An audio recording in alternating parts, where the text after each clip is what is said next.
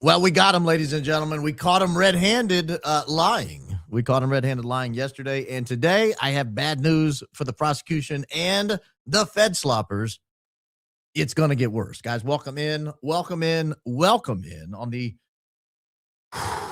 well, I was going to say something I probably shouldn't say. On the heels of crushing the Fed slop narrative. I'll say that. On the heels of crushing the Fed slop narrative, we're going to have a big show today. It's going to be a big show. We're going to double down. We are going to double and triple down on what we covered yesterday. We are right. We are 100% right. And anyone who disagrees is a Fed slop pusher. We got them right where we want them. If Tyler Robinson was guilty and there was a mountain of evidence, you don't make stuff up. You don't lie about what time he was taken into custody. That's over. It's done. You guys are done. You're caught. Your defense team gave us enough of an Easter egg, and we were able to run it down. On your way in, hit the like button. I don't like to wait till the end of the show to remind you. I'll probably remind you again. It's very helpful when you do that. Hit the like button if you're not subscribed. Go ahead and subscribe. Click notifications. It helps. Every little bit helps. But wow, what a night that was. What a night last night was. Talked to a bunch of people today who gave me additional information, pointed me in new directions, gave me even more confirmation. We are, in fact, correct. I've never been more confident at any point in this investigation that we have them on the ropes. And I don't know what the other people are saying. I don't know what these Fed sloppers are saying. I don't know how these guys who have been pushing this Tyler Robinson narrative now for almost 7 months. In 2 days, it'll be 7 months. I don't know how these guys are going to look you straight in the face and continue this nonsense. At some point, look, this is the measure of a man. It was best said, what was the name of that movie? Dirty Dancing. Remember that? Dirty Dancing? Nobody puts baby in a corner. Well, you remember what else the dad said during the nobody puts baby in a corner speech? I'm a man, and when I say I'm wrong, I'll admit I'm wrong. I was wrong. These people need to admit they were wrong. It's the measure of a man. It's okay to say, you know what? I had it wrong on Tyler Robinson. I thought he was the lone gunman. I thought there was a mountain of evidence, and I was deceived. By these liars, not us, not your humble host, not Candace Owens, not anybody on our side. They were deceived by the state of Utah, by the Federal Bureau of Investigation, by TPUSA, and by the sheriff of Washington County, by the sheriff of Utah County, by every single person who knew this entire time they were lying. Every single one of them. A little bit like Paula White there. No. What is she saying? Can't remember what she was saying. I feel a little like Paula White. I might start muttering. All right, guys, welcome in. Woo! We got a bunch of them. I got an opening tonight. It's fun. It's a fun opening. It's one I've been wanting to do. It's one I was going to do yesterday, but did not get to it yesterday because we just had too much to cover, and the research took us right up to the end of the preparation hour for the program, especially going a little early. But because I had it mostly ready to go, I will get to that today. I'll set it up this way. Before I get to the open, let me set up the open. I don't trust the people on the other side. Obviously, if they'll lie about Tyler Robinson, what time he turned himself in, if they'll lie about the alleged Discord confession, which is total Fed slop nonsense, which is a total lie. If they'll lie about that, they'll lie about anything.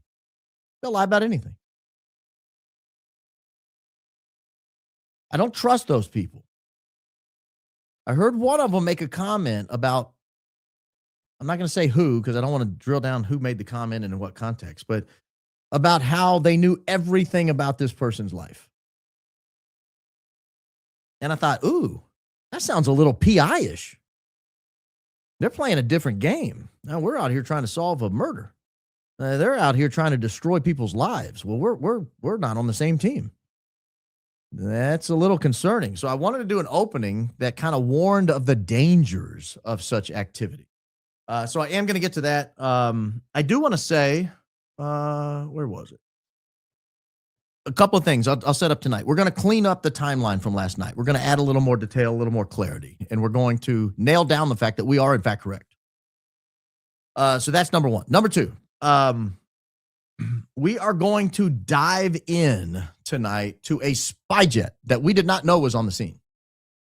We have now identified a spy jet that was on the scene while Tyler Robinson was in custody in Washington County. And it may give us an indication of when he was supposed to be taken into custody rather than when he was taken into custody. I keep going back and forth on this sheriff's deputy who turned him in. You know, it's like flip a coin. Half the time it's heads and half the time it's tails. Half the time I think this guy's a hero. He saved Tyler's life. Half the time I look at it and say, did this guy set these people up? Is he the reason that Tyler Robinson was involved in this at all? So we'll get into that. And then I will speculate. I'll let you know when I'm speculating. I will speculate on what the timeline was supposed to be. I think that's important to do and to admit when we're speculating. I will speculate what I think the timeline was supposed to be based on everything else that was going on. So let me dive into it. Let me get right into it. I don't want to keep you waiting. It's serious business, folks. This is very serious business, but we got them right by the onions. We got them. So sick of these Fed sloppers. They've been doing this for almost 7 months, lying to your face. And we got them. But before we get them, let me get into the opening statement.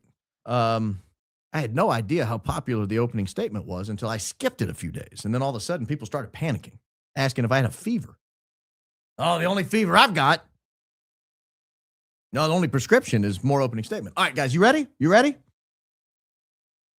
After a several-day hiatus, this is your opening statement.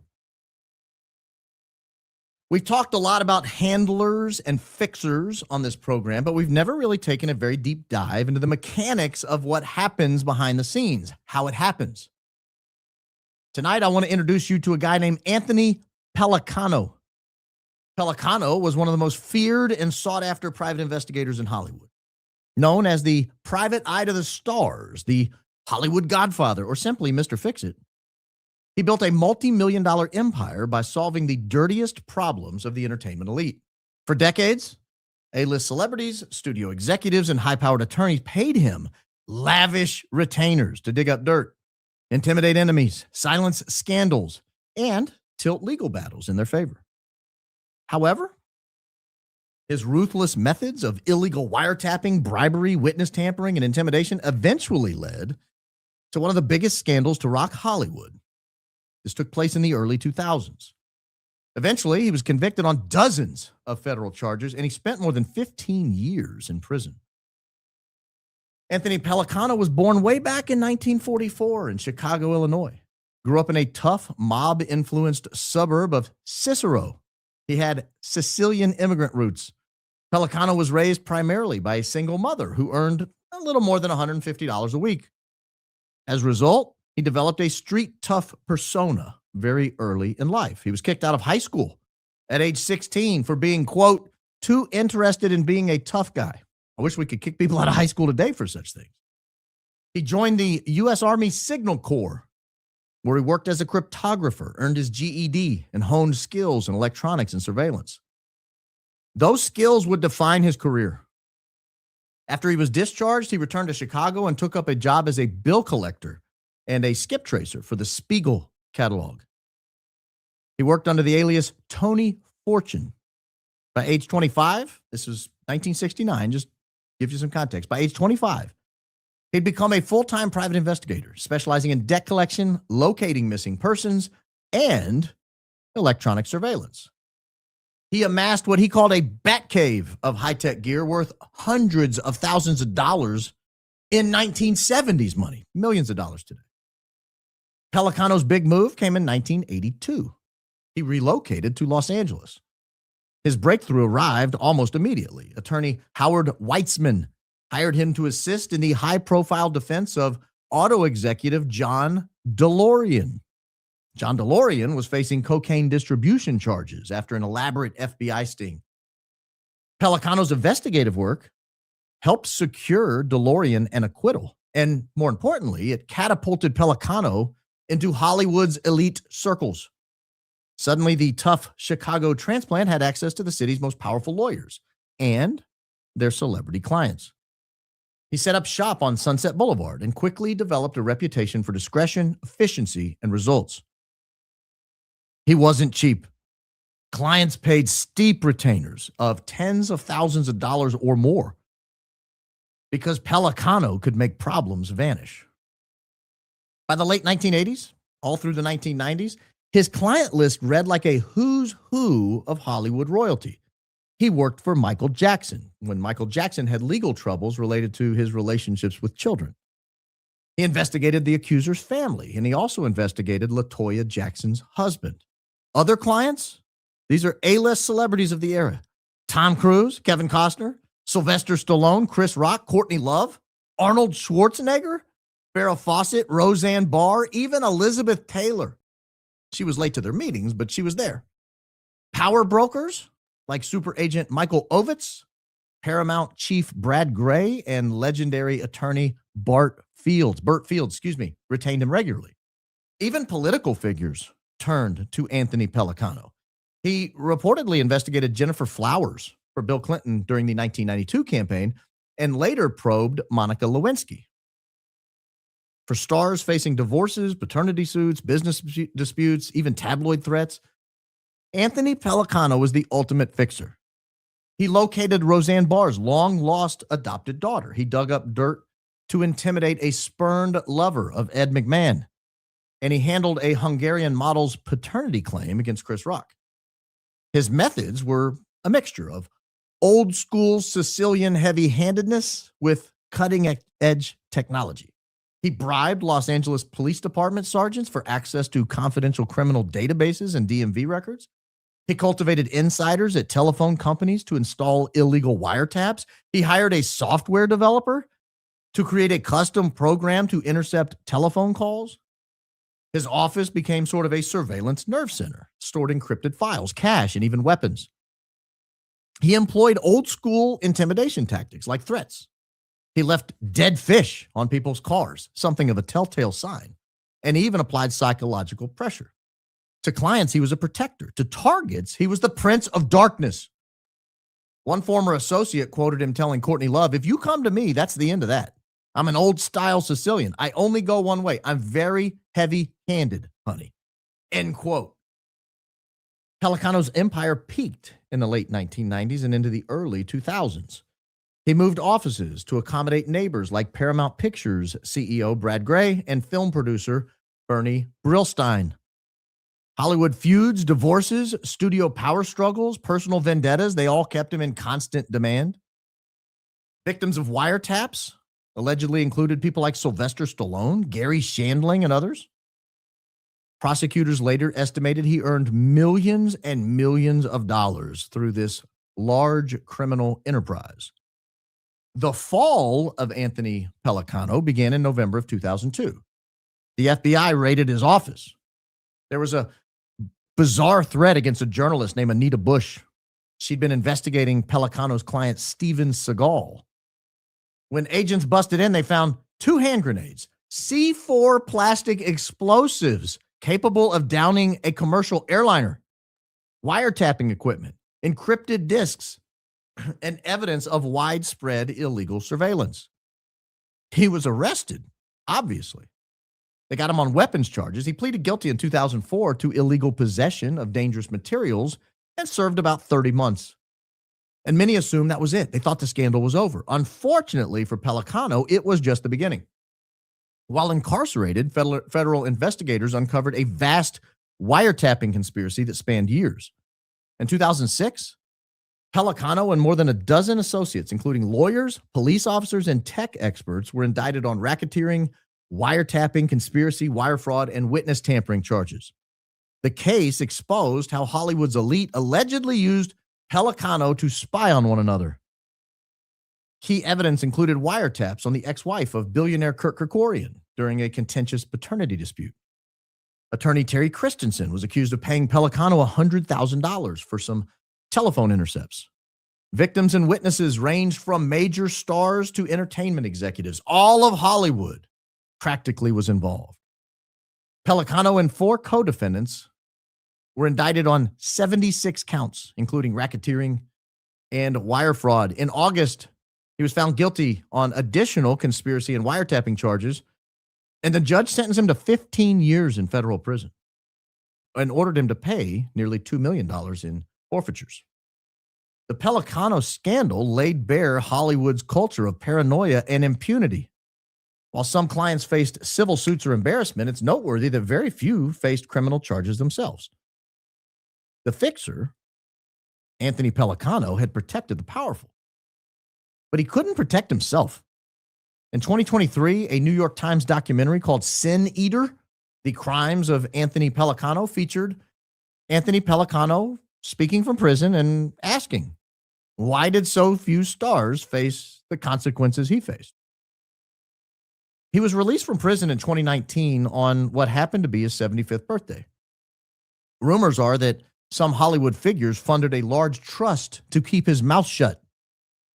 Pellicano, to his credit, reinvented himself. He's now a negotiator handling corporate disputes. By 2021, he was reportedly working for producer Joel Silver on a business arbitration with financier Daryl Katz. Pellicano insisted he was no longer in the PI game. He was quoted saying, if I was back in the business, I'd be back in prison. Pellicano's now 82 years old, and he remains both a symbol and a cautionary tale of Hollywood's excesses. His rise from Chicago's street tough to the fixer who could bury any scandal showed how far the industry will go to protect its image. The lesson, of course, is about how the machinery of protection often runs on the very crimes it claims to prevent. Pellicano's example mostly is about Hollywood. There was some modest crossover into the political and corporate world. But the key is there are Pellicanos in every field. They continue to operate. But today they operate terrifyingly with technology Pellicano would only have dreamed of being able to deploy.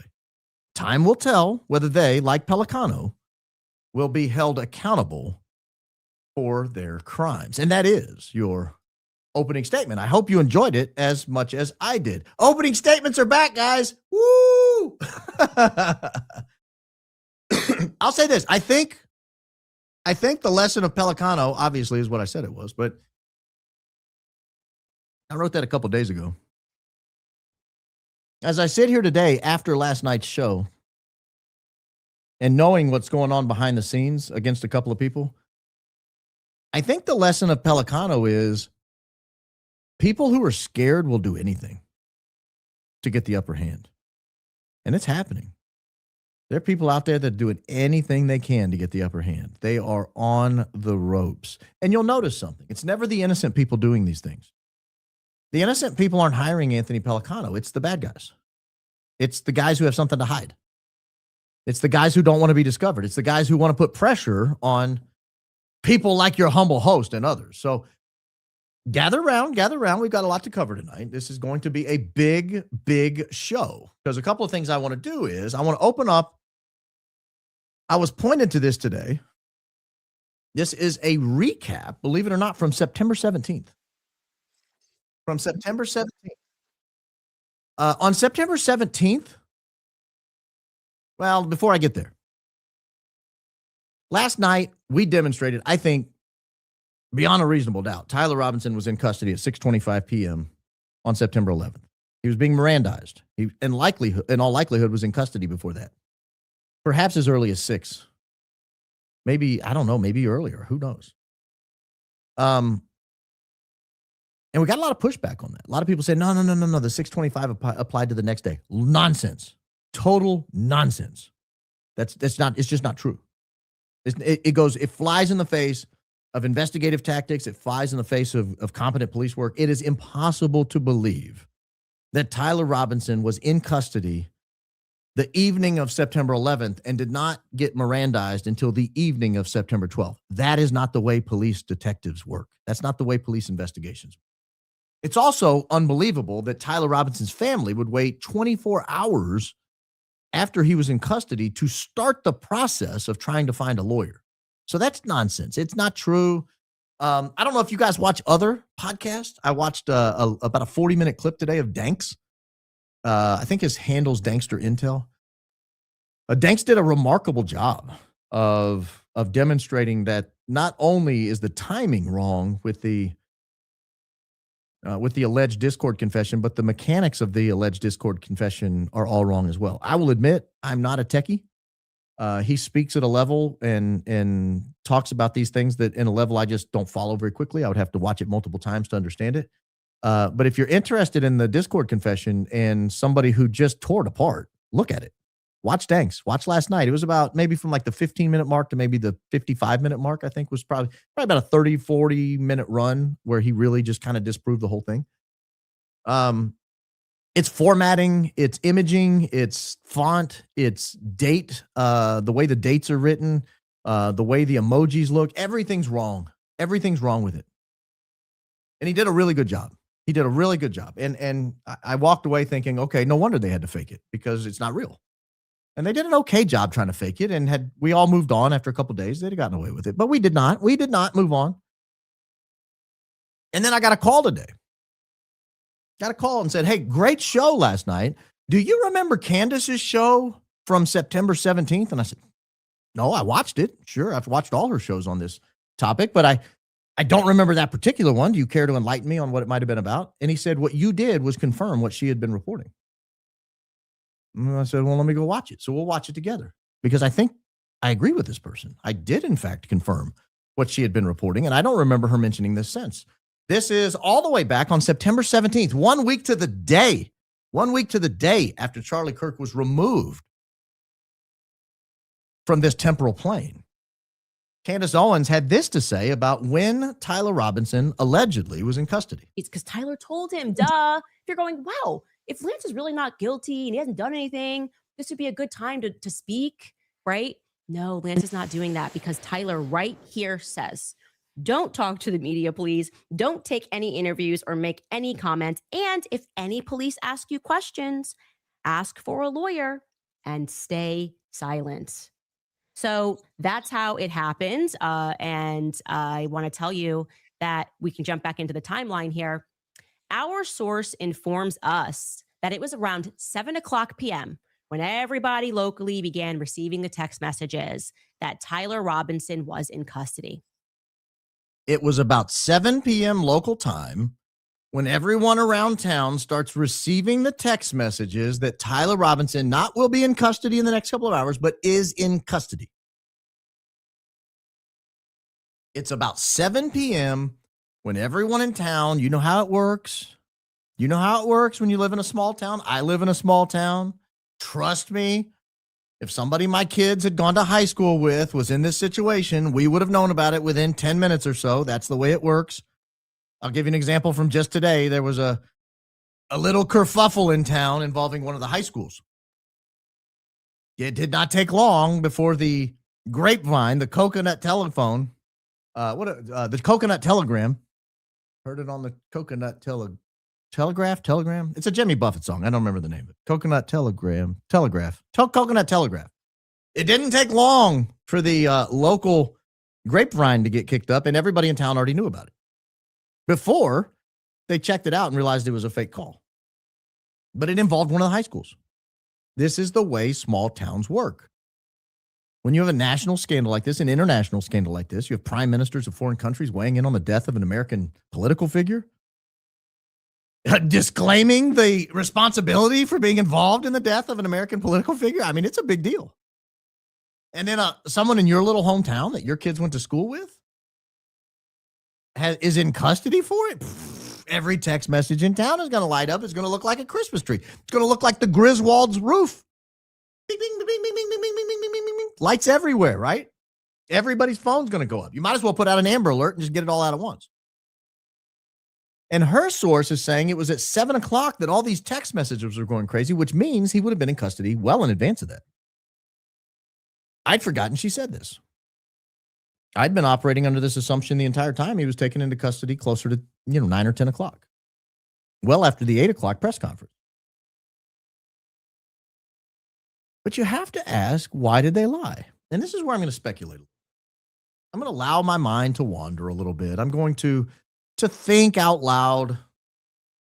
Because I think I do everything in decision trees. If you've been watching very long, you've seen me do this. It's either this or this. And if it's this or this. It's how my mind works. I can't help it. Either he was supposed to, based on the plot I think he was associated with, either he was supposed to die before he was taken into custody, or he was supposed to be turned in or captured. That's your first decision tree. He was supposed to not be taken alive. He was supposed to be taken alive. I tend to believe he was not supposed to be taken alive, and I think I have evidence for that. When we talked last night, we played a clip from the sheriff of Washington County. If you didn't watch the show, you should, to know what's going on today. I thought it was a good show. I thought it was a groundbreaking show.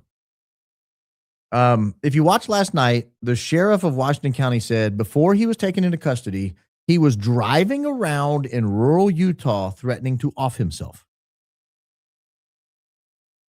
That is inconsistent, ladies and gentlemen, with what we know about this case.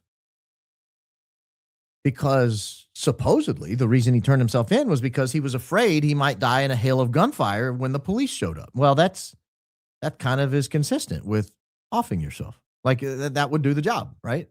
If your concern is, I don't want to be taken alive, well, you can do it yourself or you can let someone else do it for you. Same result. It's going to the same place, right? So I don't think he was supposed to be taken alive. I think that was the sheriff saying he was driving around in rural Utah getting ready to off himself. I don't think he was driving around in rural Utah getting ready to off himself. I think he was driving to meet somebody. This is my speculation, based on everything we now know, based on the fact that I'm sure he's a patsy at this point, based on the fact that I'm sure they're lying about the timeline of when he was turned in, based on the fact that I'm sure they're lying about the confessions on Discord, based on the fact, after discussing with other people, that I'm sure his family has not said the things they said his family said. I'm confident on that. I'm very confident on that. All these lies add up to only one conclusion for me. He was a patsy. And if he's a patsy, if he was, tangentially involved sort of on the perimeter, they might say, hey, we're doing a meetup out here. Come out here, we'll give you your next marching orders. And by that time, he's a smart guy. He's probably coming in and thinking, I don't like the sound of that. Someone died today. And they're going to want to do a cleanup job. I got to clear my name. I got to get out of this situation as quickly as I can. It makes more sense that happened and that the driving around in the desert, getting ready to take yourself out, that was going to be the excuse. Oh, he drove out in the desert and he took himself out. I'm sure it would have looked like he did. And I'm sure it took everyone by surprise when he didn't show up to the meet and instead turned himself in 2.5, 3 hours early. So that's option A or B. Option A is he was not supposed to survive. I tend to favor that. Now he did survive. Let's say he was supposed to survive. Let's say I'm wrong about that. If he was supposed to survive, when was he supposed to turn himself in? Because that would be part of the plan. Obviously, the plan was for him to turn himself in later, after 8 o'clock. They had a press conference scheduled. They were going to release some more photos. That was going to be the linchpin. That was what's going to be identified him. Then they would go pick him up or he would turn himself in. He showed up early and messed the whole thing up. And this is where I have trouble with the neighbor. This is where I have trouble with the retired deputy. I don't know whether he's a good guy or a bad guy. Another decision tree. Let's say he's a good guy. He's in the retired deputy community. He hears things. You know how cops talk. And he hears, hey, they think they know who did it, and they think it's one of our own. And he goes, oh, my gosh, who? A kid named Tyler Robinson. Oh, my gosh, I know him. I better reach out to his folks. We got to get him in. He's in danger if he did it. That's the good guy. And he goes out there and he brings him in a couple hours early before they have a chance to take him out. That's good guy. That's option one. The retired sheriff's deputy finds out through the police chatter that Tyler Robinson is a suspect. He gets in touch with the family and says, hey, your son is a suspect. Get in touch with him. Figure out where he is. We got to get in touch with him because this is not going to end well for him. That makes him a hero. And half the time, I think that. Then there's the other half of me. And the reason the other half of me is so willing to be half the time convinced this guy's a bad guy is because of what he did for a living. What this retired sheriff deputy did for a living, if the news reports are to be believed, is trap people who were interested in kids. I don't know any other way to say it. People who had that inclination, he would trap them. He would get online. He would purport to be a young boy or girl, and he would trap people. They would show up and arrest him. It was like Chris Hansen, like what he used to do on NBC. In doing so, for the local community, you probably knew all the scumbags. You knew all the people who were being trapped. You knew the names. You knew their identities. Think about George Zinn, for example. Think about George Zinn. George Zinn shows up at the Charlie Kirk event. He's like a 70-something-year-old man. He is present around a bunch of high school kids for some reason watching Charlie Kirk. Immediately when the bang happens, he stands up, starts waving his hat and saying, I did it, I did it, I did it. His pants fall down. He's got some kind of like gym shorts or something on. So I don't know if he had planned to have his pants fall down. I don't know what that was all about. He wasn't wearing like normal underwear. He was wearing, it looked like he was wearing gym shorts. Like he was about to go play ball or something. If he was like 35, I might have thought he was going to the YMCA afterwards, shoot hoops. But he gets taken into custody, and then they find scandalous images on his phone. The only way I can say it, you guys know what I'm talking about. They find scandalous images of little people on the phone. Not little people, but, people who haven't grown up yet.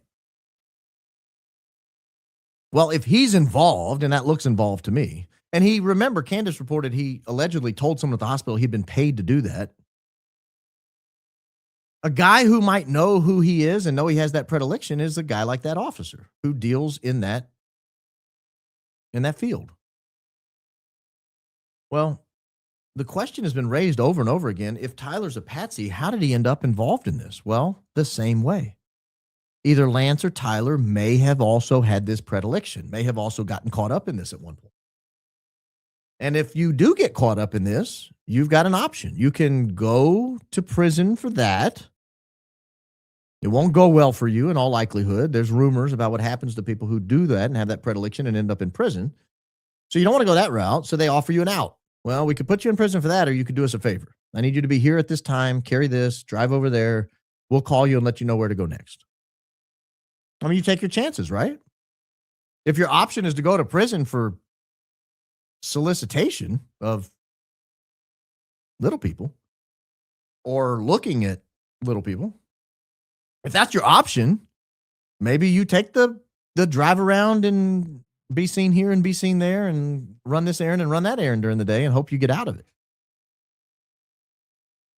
That would make the cop a bad guy because he's part of the plan. So I'm 50-50 on this guy. Sometimes I think, man, this guy's a hero. He's the only reason Tyler Robinson's alive. He got in touch with the family. He got the family asking where Tyler Robinson was. They figured out where Tyler Robinson was. They got in touch with him. They got him in. They got him in protective custody.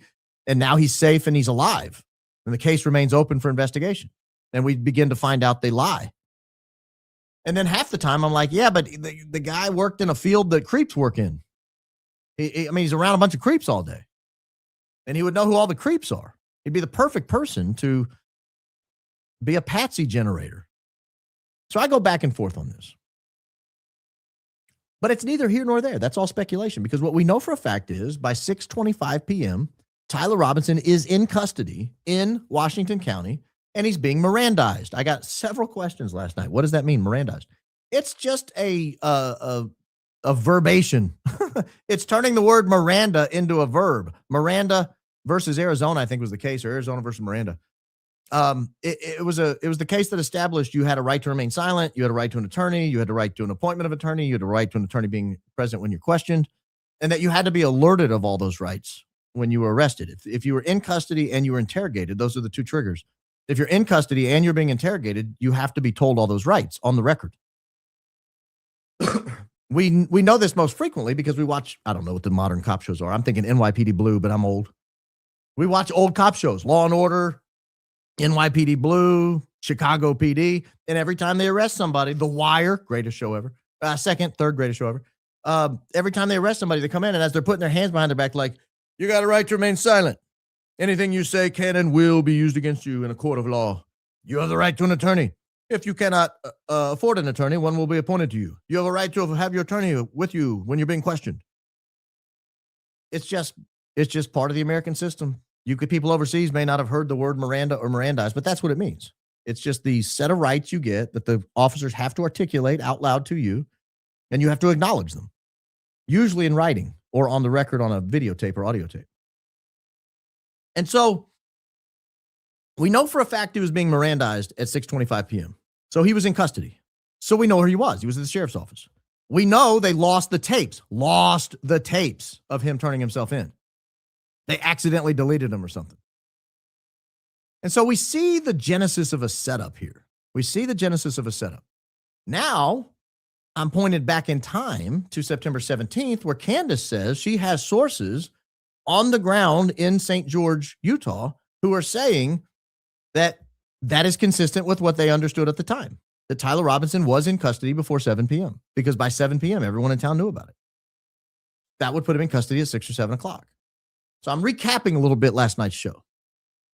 And that's very consistent with it taking 3.5 or so hours to drive from Utah County, from Provo, Utah, from Spanish Fort, from Orem, wherever they were basing out of that night, all the way down to St. George. It's about a 3.5 hour drive from the southern part of the Metroplex there to St. George.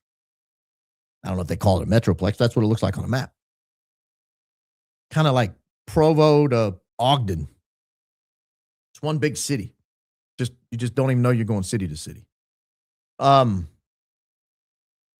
so that's consistent. And that puts us with an arrival time of 10 p.m. from Brian Davis from the State Bureau of Investigation, which we have documentation on. I showed that, and I'll show that again tonight.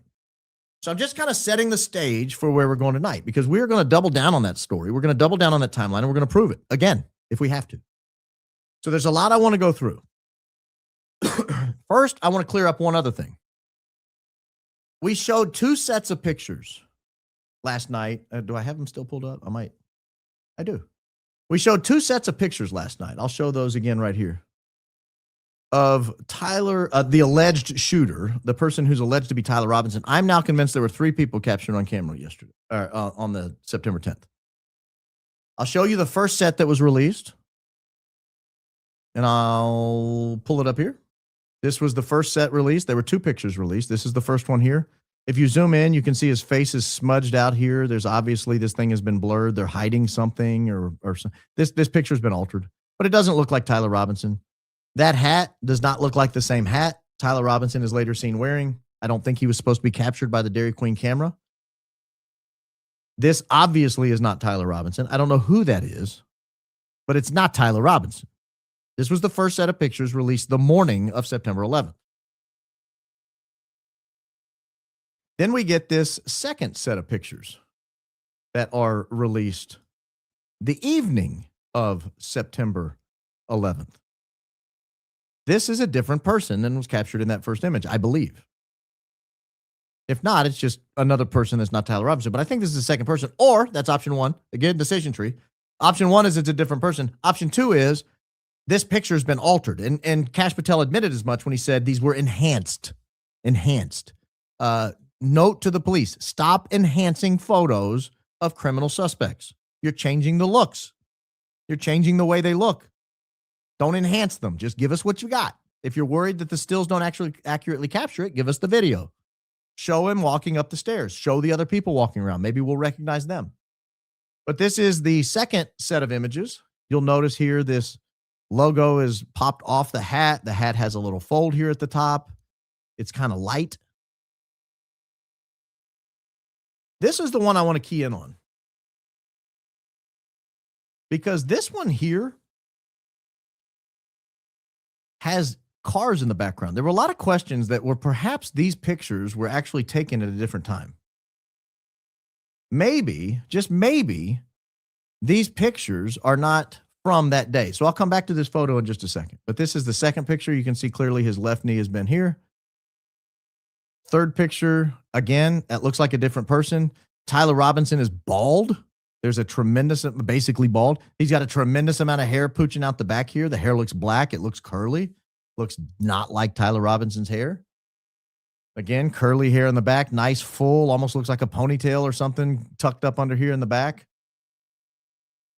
But let's go back to this picture for a second, because I want to go to a little tool we have that we can look at the parking lot from that particular day. Someone asked me to do this last night on the fly. I was not able to do it on the fly. After the show, I stayed up late. I was following up on all the questions that people had, and I was able to track down the image I was looking for. So let me take a second and pull it back up, because I have to go back into it here. Let's see. Panorama. I think it was the north view. There we go. Where's the parking lot? It's over here. Oh, maybe it's the west view. Yeah, it's this view. I want to show you this right here. See these two cars right here? I'm zooming in real tight. There's a pickup truck here kind of parked off at an angle. You can see the big tires poking out. And you got a little hatchback here, a little silver hatchback parked a little farther forward. I want you to look at where this is compared to where the picture was taken. This is the tunnel right here that he walked through. This is where that image was captured. It was captured in this tunnel right here. There's a camera on this side down here, the part at the bottom. There's a camera right there. And it pictured him, it captured Tyler, or not Tyler, the alleged Tyler right here. And so the angle would have come right out towards these two cars right here. That's where that angle would have gone. And I want you to look. Those are those two cars. That's the truck backed in, the big wide tires. And up here is the hatchback pulled in much farther back.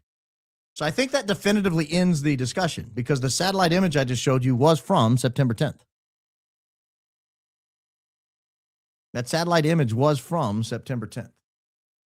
So I think that definitively ends that discussion of what day was that picture taken. I think it was taken on September 10th. The question is it Tyler Robinson? And if it is Tyler Robinson, the question is, did he then go and climb on a roof, take a prone shooting position and fire a rifle?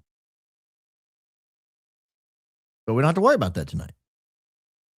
Because if that happened, if that was Tyler Robinson, and Tyler Robinson did indeed climb up to the roof and they had it on video the whole way, and they can prove that maybe that's his cell phone in the pocket, and they know where his car was, and they've got him on camera this whole time, and they see him climbing the stairs to the Losi Center, and they see him walk to the edge of the Losi Center right before the big bang, and they see him lie down in the prone position, probably put the backpack down in front of him, prop a rifle up on the backpack. They can see the kick of the rifle because it's a 30-06 now. It's going to bounce. And they see the shot. And then they see him grab the rifle and they see him run off, and they've got clear imagery of this, and they track him right into those woods over there, and then he leaves and he's wearing different clothes, and if they have all this, you don't lie about what time he was taken into custody. You don't lie about him posting on Discord after he was taken into custody. You don't create a Discord log that doesn't look anything like a Discord log, that has formatting errors, that has visual elements that don't look right, that has letters that don't look right. You got to go back and watch Danks' treatment of this. It's really good. I think he's right. I like Danks.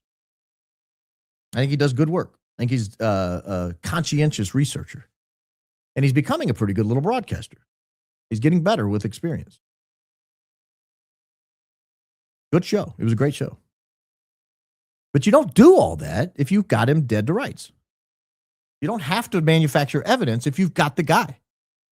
If you're manufacturing evidence, it means you don't got the guy. And everybody running around out there saying there's a mountain of evidence, you have to confront the fact that they manufactured evidence, that they lied about what time they took him into custody, and this Discord chat does not look like a Discord chat. And it doesn't make sense that he would have access to Discord if he's in custody. No one takes their cell phone into the holding cell. No one's banging on a computer while they're in custody. It's just not possible. It's not possible. I want to go through real quickly because we do now have a little update on something we gave last night that we've had to shift back 10 minutes. Last night we said that the phone call couldn't have taken place between Washington County Sheriff Brooksby, Nate Brooksby, and Utah County Sheriff Mike Smith at 8:04 or 8:02 to 8:04. That phone call couldn't take place because Mike Smith was on stage at a press conference. Well, we now know our time was wrong. And look, I am the first one whenever I get a fact wrong to come out and tell you. I wasn't called on it. No one pointed it out. We discovered the error and we're bringing it to you. I'm not going to sit back and wait on someone to find it. We found it. Well, Daisy found it.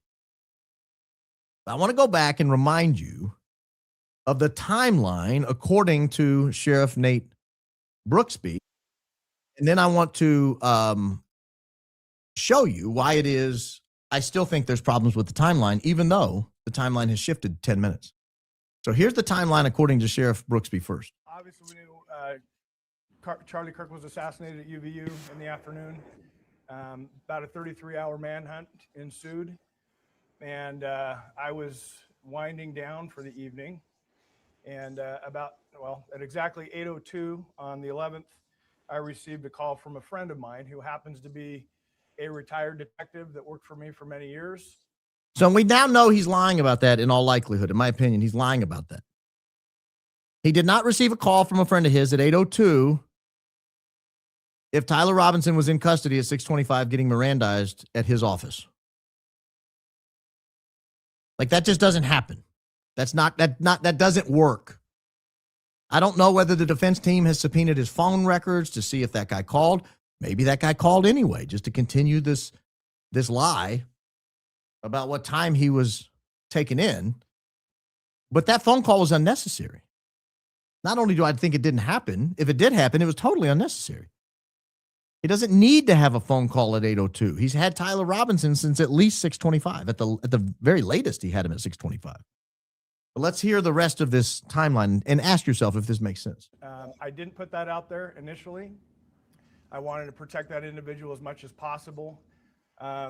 Unfortunately, in the court documents, which is standard, he was referenced as a retired Washington County deputy.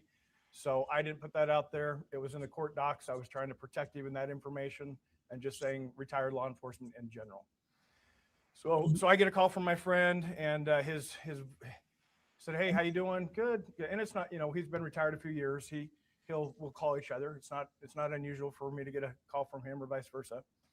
And at 8:02 p.m., he calls me. Hey, I can tell his voice is kind of shaky. So my first thought is, who died? Like, who's he going to tell me that died? And then I couldn't fathom what actually came out of his mouth. So he said, "Hey, I know who Charlie Kirk shooter is. I know the family through religious association, and he's in Washington County now, and we're working on trying to get him to come in voluntarily." During that phone call, some information was provided about Tyler potentially having some suicidal ideations, was en route to a remote area, Washington. I just want to stop for right now to tell you we've been listening to him for 1 minute and 41 seconds. That's how long he's going to say this phone call lasted. We've already been listening to him recap the call for 1 minute, 41 seconds precisely at this moment. He can't even recap the call in the time that he said the call lasts, but we'll let him continue. Washington County, the parents convinced him not to do that, and conveyed that they would stand by him and help him surrender peacefully. So at that point, that phone call was 1 minute and 41 seconds. Again, why did it take you longer to recap the duration of the phone call than the actual duration of the phone call? And put yourself in the shoes of a sheriff. You've been working at the sheriff's department for 30 years. You're now the sheriff. You're the elected official. You're the chief law enforcement officer of the county. You get a phone call that an international incident is being resolved in your jurisdiction. You don't ask any more questions? The whole call takes 1 minute 41? Really?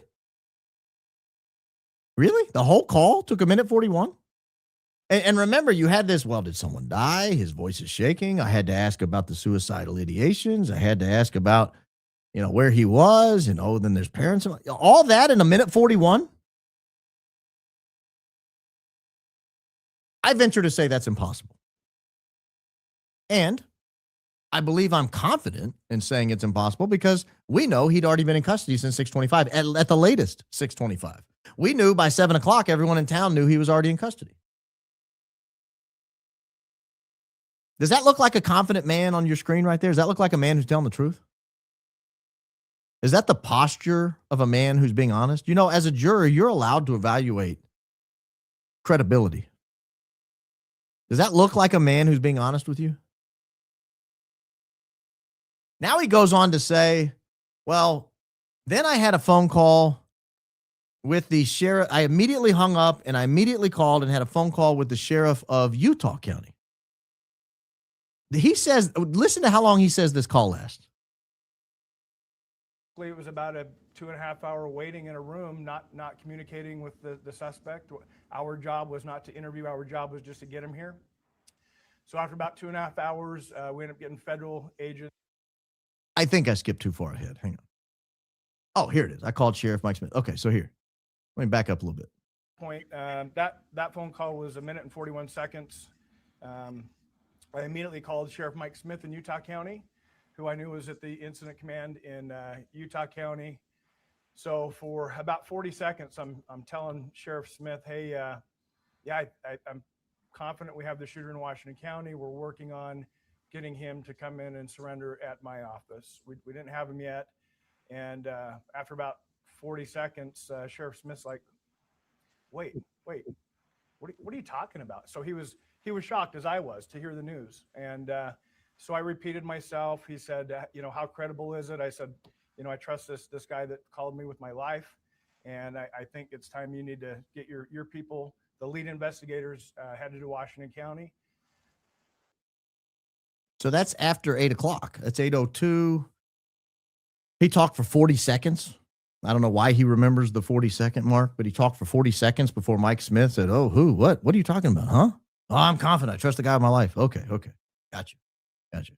I don't think either of those calls took place. If they did take place, I don't think they took place. I mean, if there are call records that showed that 2 calls went back and forth, I think that was just part of the Fed slop. I think that was part of the setup. I don't believe this guy. I think he's a liar. That's just my opinion. Just my opinion, Sheriff. But I think you're a liar, because I think if you guys didn't delete the dadgum recording of him turning himself in, it would have been obvious you already had him in custody, which is why I think you guys wouldn't respond to the news station, who absolutely had a right to view that footage, absolutely had a right to have it turned over by your agency, and you guys pulled some fast one to avoid turning it over. Shame on you. Shame on you. Shame on your whole organization. Shame on all of you. But I wanted to revisit that timeline, because now we have the exact timestamps of the press conference last night. And I think that's why they had to make up this timeline. So I'm going to show you. I don't want to listen to this press conference again, but I want to show you. This was the press conference we showed last night, and now we have footage that has the actual time on it. Lower right-hand corner down there. I can't make it any bigger. It says 7:51. Anybody want to guess what time they walked off the stage? Anybody want to guess? 8:02. Isn't that convenient? Isn't that convenient? This was the press conference where they announced they were releasing additional video footage and 4 more pictures. They walk off the stage at 8:02. Oh, who called it 8:02? The family friend. That's convenient. That's really convenient. Thank you, family friend, for waiting until the press conference was over, so that when I call Mike Smith, he's not standing on a stage with Governor Cox and Deputy Commissioner of whatever, Bo Mason. No. He's not up there with them. That's amazing. It was almost like the commissioner, the retired deputy, was watching the press conference live and was like, all right, are they about to end? They're wrapping up. Okay, they're walking off. Let me call the sheriff now. Guys, we were wrong last night. I'll be the first to admit it. I was wrong in that I thought the press conference started at 8 because the FBI press release said it started at 8. It started at 7:51, and it lasted until 8:02. Just happened to be the exact moment the guy called. That's awfully convenient. So we got a lot more to talk about tonight. I just wanted to set the stage from last night and double down, because right miraculously, as the press conference ended, they find the guy. That's when it's amazing. We had our press conference and poof, Tyler Robinson shows up. Now, keep in mind, Cash Patel says it's because the dad saw the video and the enhanced photography. And that's why he was able to turn him in. That was about 7:55 p.m., about 7 minutes or so before the family friend calls. That's really tight. I don't buy that, Cash. I don't buy it, Cash Money. I don't buy it any more than I buy the country music sensation. I'm just not buying it. Not buying it. Not buying it. All right. I want to show you a couple of things we found that are just interesting. Hold on. I don't want to play that. Do you know that Lance's mom, Lance Twiggs, let's drill down on his mom for just a moment. Then we'll get to spy planes in a second. Let's drill down just a moment to Lance's mom. She's an interesting character. We've just now started our dive into the family of Lance Twiggs because I think he's playing an outsized role that we've been ignoring. This is Lance Twiggs' mom's Pinterest. This is his mom's Pinterest. Oh, hold on just a second. Oh, I can't look at it because I'm not a member. I'll show it anyway. This is his mom's Pinterest account. She's an interesting character. This is the mom's Pinterest account. She is a former national gymnast. She was on the U.S., I think, Olympic gymnastics team. She went to Stanford and was a gymnastics person there, got a psychology degree. She's a life and weight loss coach. She's a sports performance and confidence coach and an author. We'll find out in a moment, a #1 best-selling author, even though I can find no evidence of anybody having her #1 on anything. Go to her Instagram here because she has an interesting follow. She is a follower. Let me show you here. This is her Instagram page. She follows the sheriff, Nate Brooksby. She's a follower. She follows him, and guess what? Or rather, he follows her, I think is what it is. So that's Nate Brooksby following his mom, and the mom follows Sheriff Nate Brooksby right there. So we've got some sort of alignment between the Lance Twiggs family and the sheriff. Not sure exactly what it is. Not sure exactly what it is.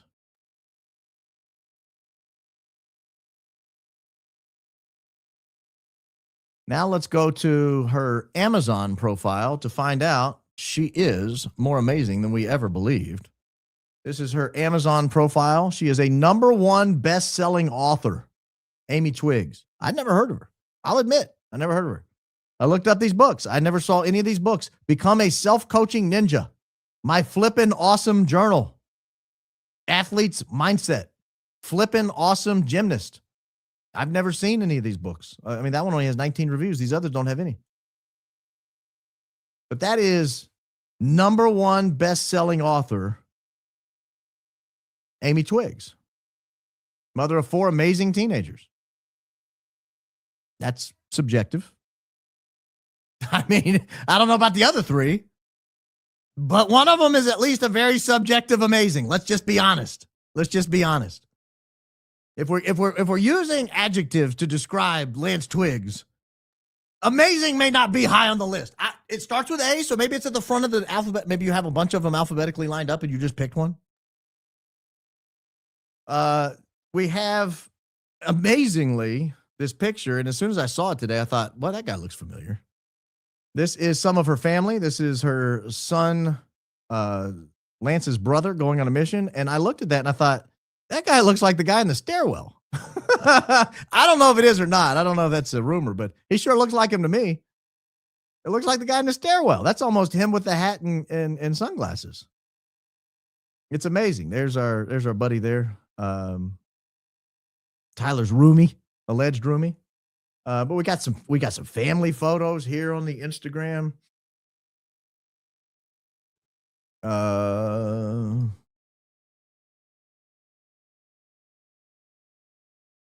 Does this have music in it? No. Okay. I'm going to play this. Let me back it up a little bit. This is from what account is this from? Ashley Denning, 1020. Ashley Denning. So let me play this. This is another connection here. Where is it? Here it is. Here's yet another connection between the Brooksbys. Holy shit. Oh, think she says an might ugly have a word. Sorry. connection between Lance Twiggs and Nate Brooksby's family. So, you know, Nate Brooksby, the one who quietly retired at the end of March after being the first person to get a phone call from the supposed retired sheriff who knew the Robinson family and was going to quietly turn Tyler in. Let's get into it. So, Lance Twiggs' mom, her name is Amy Twiggs. As you can see right here, that's her. And on her Pinterest, she's only following 13 people. Out of those 13 people, what do you know? Catherine Brooksby. That is Nate Brooksby's wife. What the heck is going on? If you don't believe me, this is her Facebook page. That's the same picture in her profile. And she also claims that it's been a couple of years since she's been able to be vocal about who to vote for. But I guess now that her husband isn't a sheriff anymore, she can do that. Interesting. Sheriff Nate Brooksby has resigned suddenly. He had like a like a COVID resignation, died suddenly, resigned suddenly. Okay, and that's the Washington County Sheriff. Just to jog your memory here, Nate Brooksby was the guy that initially came out. It was to the Washington County Sheriff's Department that allegedly Tyler had turned himself in. So she only follows 13 people on Pinterest, but one of them happens to be the wife of the sheriff. So I don't know what the connection is with these people. We're just beginning to dive into this family. This is not a family we spent a lot of time digging into. This is a photo of a young Lance Twiggs. Just in case you haven't seen the old pictures here, a young Lance Twiggs. By the way, if you've never been to Utah, and I have once, these buildings are amazing. I don't know much about Mormon theology and all that, but I know about their construction. Their buildings are remarkable. Like I visited the main temple there in Salt Lake City. Wow. I mean, wow. It's crazy. It's crazy how beautiful that building is. But again, they follow each other on Instagram, Amy Twiggs and Lance's dad. Oh, hold on. Yeah, Nate Brooksby and Amy Twiggs. We already showed that. Followed on each other on Instagram. And then on Facebook, you'll never guess, Nate Brooksby is friends with Tyler Twiggs. That is Lance Twiggs' father, Tyler Twiggs. So there's obviously a connection. Now I'm willing to accept that this is a small town. Oh, whoops. I didn't mean to show that one. This is a small town. It's a small town. That was the run of show. If you want a little behind the scenes of what the prep looks like. It's a small town.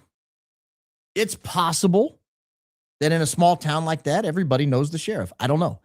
I will say, it's not like the sheriff was following 10,000 people. There were a few hundred, and he followed them. It's not like they were following 10,000 people. They followed a few hundred. They were following him. So it's not. What I'm doing is I'm trying to give them the benefit of the doubt while also pointing out it's a data point. It's a little weird. It's a little weird that they all know each other and they're kind of chummy. How many people are in St. George? St. George, Utah. Population 100,000 people. So it's a smallish town. I mean, it's not tiny, but it's smallish. You know, it's not Manhattan. It's not Manhattan. You know, Manhattan, by the way. I don't know if you knew this. That's where Erica Kirk used to live. She summered in the Hamptons. She lived in Manhattan. I don't know if you've ever heard her say that or not. She's mentioned it once or twice. All right, so now I want to go back in time. I want to go back in time because there was a plane we were looking at. I want to switch gears entirely here. There was a plane we were looking at back in time that had gone to Fort Huachuca. There's a plane that had gone to Fort Huachuca. And it had gone to Fort Huachuca on its way to Kalispell, Montana. And Kalispell, Montana kept popping up. Fort Huachuca kept popping up. And we looked at this plane and we decided this plane is something worth talking about. And I'll tell you the connection with this plane through this. I'll just let it replay. This is a preview. I don't remember what show this was. 86. So just a couple of weeks ago. Atlanta to Fort Huachuca. It lands at 9:33 a.m. and it's there all day. It does not leave until 4:39 p.m.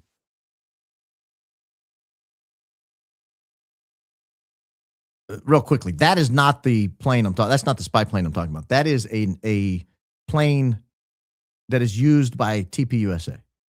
That's the plane that had been at Fort Huachuca before Candace broke the news of Fort Huachuca. Just to recap where we are and why we're talking about it. Why is a plane frequently, I don't want to say exclusively used by TPUSA, but I want to say frequently used by TPUSA?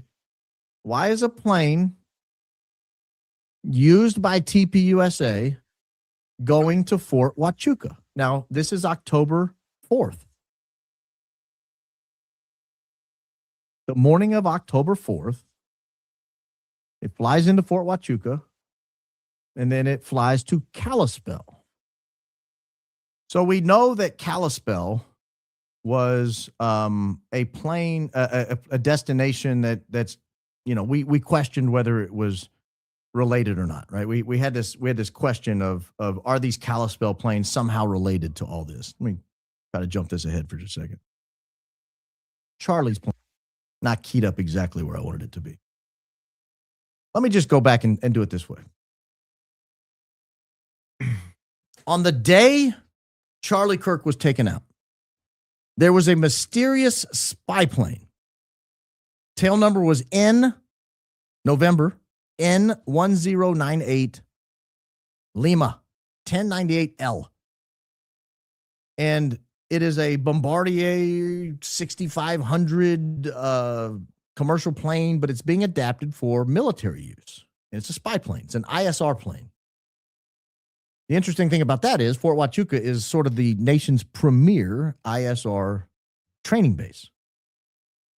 Intelligence, surveillance, reconnaissance. It's you know, high-tech spy stuff. And this 6500, this Axel 10 plane, this N1098L, these planes are being outfitted with some of the most sensitive military spy equipment ever known. The stuff you can't even imagine. It's able to intercept communications. It's able to deploy drones. It's able to do all kinds of crazy stuff. This is a fancy piece of equipment. And we knew that on the day of the Big Bang, we know that this flight took place because we looked at it. If you've been watching a while, this is a little bit of recap. We knew this flight took place. It went from El Paso to Kalispell, and on its way up there, it did this little loop-de-loop. It was flying to Kalispell from El Paso on this little teal-looking line down here. It comes and takes a hard left. It goes over the southern part of Utah Lake. It flips back around, and it flies really low. Really, really low. 114 knots it's flying. I mean, that's almost stall speed. If it went any slower, it would lose lift and fall out of the sky. And it's flying at like 100 or 200 feet off the deck. I know over here it says 5,100 feet, but you got to subtract the altitude. You got to subtract the altitude of Provo, which is like 5,000 feet in the air. And it's coming in, and it makes what looks like an approach over Provo. Well, the interesting part of this is Utah Valley University campus right up here. So, I mean, it's just right there. It flies super low and slow right next to where the Charlie Kirk event's going to take place. And keep in mind what this plane can do. This is a very, very fancy plane. It's a very sensitive spy equipment. It can detect, I'll show you an article in a minute on what it can do. It can detect movement. It can intercept communications. It can, de-encrypt stuff that you think is encrypted that is being transmitted over the air. It's a very, very fancy piece of equipment. So that took place before the event. It took place about 9:16 a.m. About the time we're told Tyler Robinson showed up on campus, weirdly enough. Now, after the event, the plane is flying back from Kalispell to El Paso. And it leaves Kalispell and it starts coming down and it flies down. And here it is again, just adjacent to Utah Valley University, which is right over here. Just adjacent to Utah Valley University. It's at 12:48 p.m. So just 25 minutes or so after the Big Bang. Tyler's on it. Charlie's on his way to the hospital. Exfil teams, if there was more than one person, they would be getting out of the area. It would be really nice to be able to have a plane with incredible technology on board that can bring in tremendous amounts of data using server racks that are actually on the plane in real time, process all that data and see what's going on the ground. That's what these planes are used for in real life. And again, it's flying at 123 knots, just over stall speed at 4,900 feet. I mean, right on the deck. Right on the deck. And then it does its little loop around, and then it leaves the area and goes back to El Paso. Now, we've seen these planes deployed in real life. They have one that flies back and forth over the DMZ, or just south of the DMZ in North Korea. And I watch it on ADSB all the time. You watch it, it goes out, and it goes in towards China, and it does a big loop, and it comes out, and it goes out towards Japan, it does a big loop, and it just sits there and flies back and forth all day. And what these planes are able to do is, if North Korea was trying any funny business, if they were moving troops, or they were having communications, or they're using their CBs, or they're using encrypted communications, any kind of satellite, it's able to pick all that up. And for some reason, this plane was interested, or this plane that has that capacity was flying low right over Provo about the time the Charlie Kirk event was starting. And then it flies back low right after the event happens. And I thought that's a little bit of a coincidence, but people have tried to explain it away. I don't think they can explain it away after we're going to show you what we're about to show you. Because what happens next is incredible. What happens next is absolutely incredible. There is a planned trip. The day Tyler Robinson turns himself in, there's a planned trip. One of these planes. This is not Axle 10. This is Axle 21.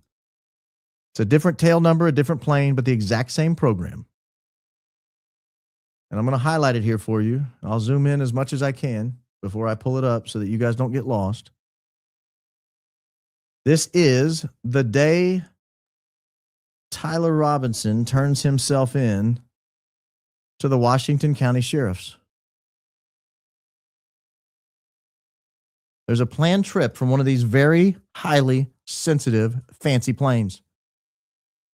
This is September 11th, 2025. It leaves Ontario, California at 6:59 p.m.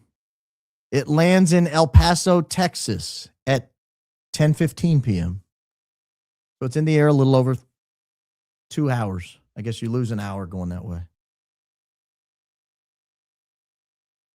And we had looked at every single plane that had flown in and out of St. George in and around the time Tyler Robinson was turning himself in. Because we wanted to know, was anybody else on the ground? And this plane did not show up on the local landing scheme because it wasn't supposed to be in St. George, Utah. I'll show you the track of the plane, and then I'll show you some telemetry of the plane. Here is the track of that flight.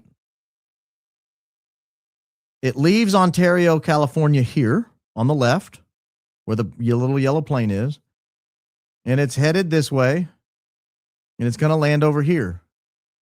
So you would think, what's the shortest distance between two lines? Between 2 points. It's a line. So you would think it would fly this way, right? It would go from here over to here, but it doesn't. It goes up here. And we zoom in and we say, what's up here? We can't tell. There's no labels on this map. This is tail number N2100L. It's the same type of plane. It's the same Hades program. So we go and we pull it up on the ADSB. You'll never believe where this plane went that night. This is while Tyler Robinson is at the station. This is St. George, Utah.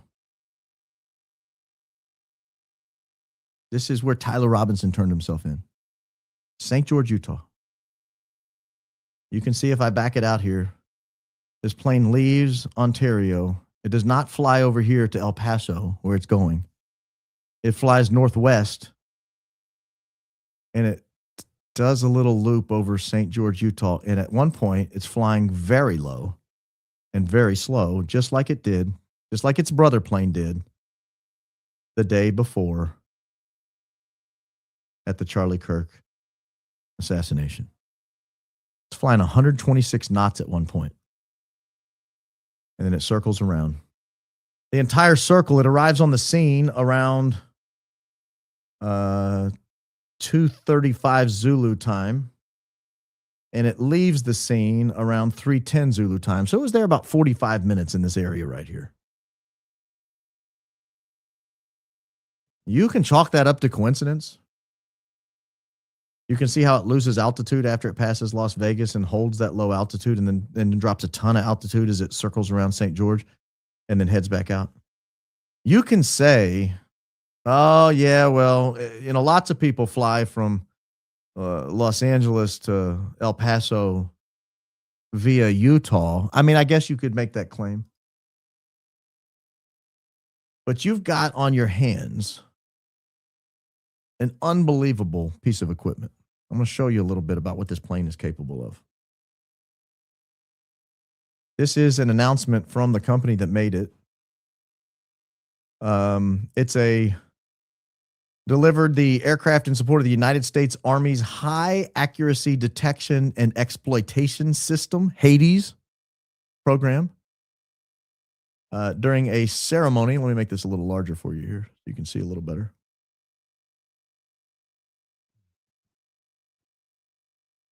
During a ceremony held at the U.S. headquarters in Wichita, Kansas. It's interesting, Wichita, Kansas. We've seen that a lot when we looked at the Egyptian planes. It was a lot of Wichita, Kansas.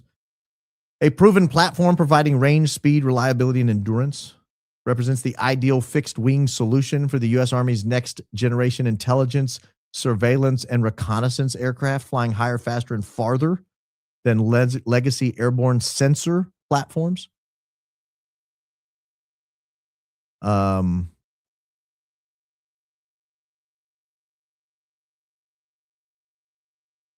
think that was all I wanted to see on this one. Let me go to the next one here. Here are some of the capabilities of this fantastic machine. It truly is a fantastic machine. I just wish it wasn't around in the aftermath and the early hours before the Charlie Kirk assassination. It makes me a little weird, considering what we know now. It's been monikered the ME-11B, but the sensor suite, including the ASARS-2B and Signals Intelligence System, enhances the Army's ability to collect actionable intelligence in real time, a critical factor in multi-domain operations. ASARS-2B, as described by the War Zone on March 27, 2025, builds on the legacy of the Royal Air Force's Sentinel R1, which utilized a similar radar on the Bombardier's Global's Express. Advanced data processing capabilities supported by SNC's AI-driven RAPCON X system enable rapid analysis and dissemination of intelligence, reducing the time from collection to actionable decision-making. Capability is particularly vital in scenarios where mobile targets, such as missile launchers or troop movements, require immediate tracking and response, as noted in the Army's strategic vision for deep sensing and defense scoop. This is an unbelievable piece of machinery. It can deploy drones. It can read encrypted communications, and it processes them all in an onboard AI environment where it can give you real-time actionable intelligence. That machine decided to fly over Tyler Robinson turning himself in.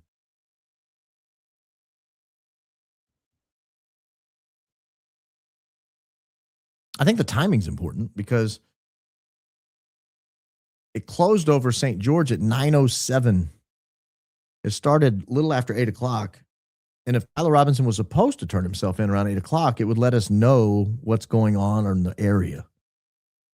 But even if he turned himself in at 6:30, they're able to come and still figure out what's going on the ground around the place. In other words, did we pull it off?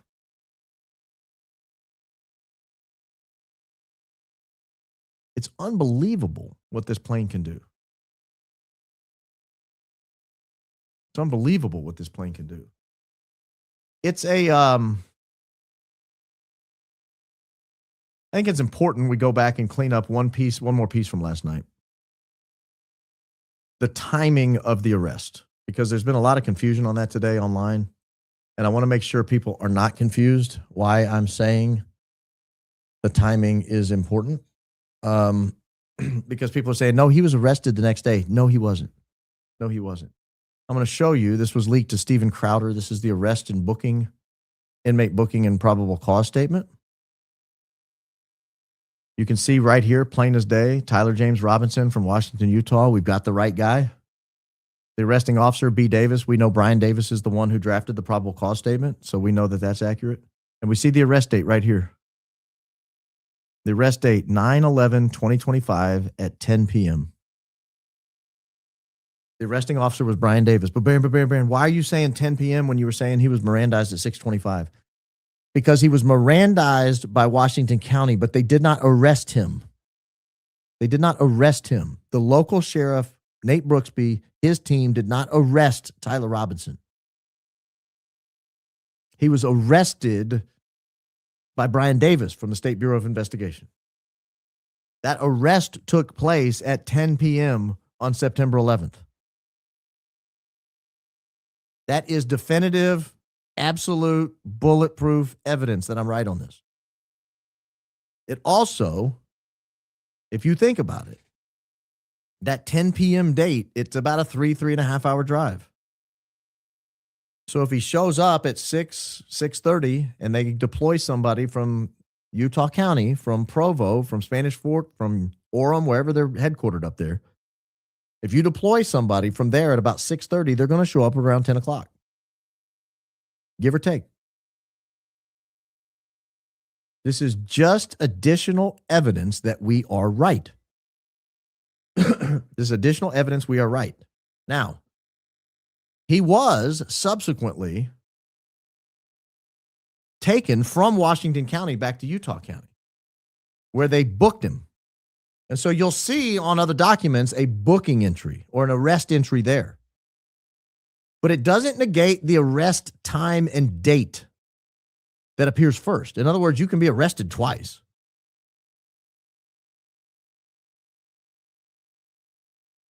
People asked about planes that might have come in. We did find one that might have had something to do with this. We'll go ahead and show you that, just in interest of full transparency. I don't know whether it had anything to do with this, but I know Brian Davis wasn't on this plane because this plane shows up after the 10 p.m. mark. It leaves from here, the Utah Air National Guard.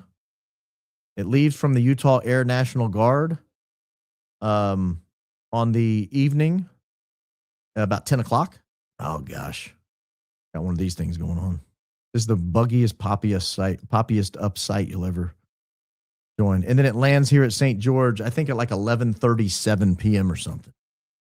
But we know from that rest booking and probable cause statement document that I just showed you a moment ago that he had already been arrested an hour and a half before that.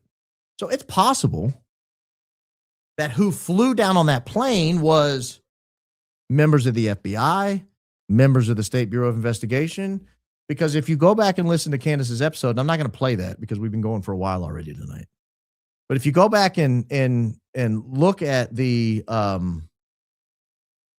if you go back and look at what she had to say, Lance Twiggs was taken into custody by the FBI a little after 11.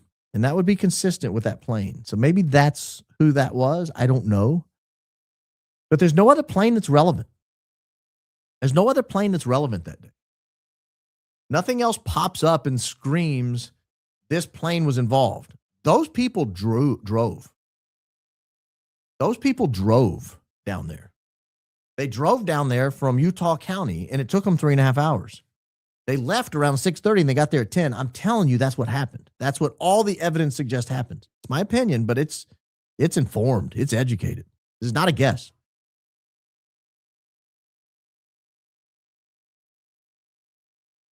And so we're left at the end of all this. What did we learn tonight? We're left with a Federal Bureau of Investigation that appears on their face to have lied about the arrest time, about the time he was turned in. We're left with a local sheriff that on his face appears to have lied. He looked like he was lying, if nothing else. I mean, his demeanor was horrific, but he looked like he was lying, and I think he was. What do we know about the sheriff? We know he has connections to Lance Twiggs' family, at least online. Again, she's only following, Lance Twiggs' mom is only following 13 people on Pinterest, and one of them is the sheriff's wife. So I don't know how close they are. We know that the father and the sheriff follow each other on Facebook. We know that the wife and the sheriff follow each other. Lance Twiggs' mom and the sheriff follow each other on Instagram. So we know there's some sort of connection between that family. We're beginning our deep dive into the Twiggs family. We're going to get there. I've done a deep enough dive that I know where he is in Texas and all that, who they're living with and all that. So I'm at least up to date on that, but we've not done a truly deep dive on who is this family and how are they connected. But we know they lied. Tyler Robinson was in custody in Washington County at 6:25 p.m. And the implications of that are terrifying. Because every time someone from TPUSA gets up on the camera, on a podcast, on an interview, on Twitter, and tells you that there's a mountain of evidence against Tyler James Robinson, it's built in part on a lie. Every time somebody from the FBI, the President of the United States, the Vice President of the United States, every time they get up and they tell you there's a mountain of evidence against this guy, it's built at least in part on a lie. And every time one of your fellow podcasters attacks your humble host or Candace Owens or Coach Colin or a Colin from Project Constitution, every time they attack one of us, their attacks are informed at least in part on a lie. The lie is that he confessed on Discord. He could not have. He was in custody. The lie is that his parents recognized him and turned him in. According to Kash Patel, they recognized him after the release of the revised photos. Those revised photos were released after he had already turned himself in. So they're manufacturing evidence. And I'll end with this. You do not manufacture evidence against people you know are guilty. It's unnecessary, especially when there's a mountain of evidence. They've jeopardized the case against Tyler Robinson. The judge should find out about this and be furious.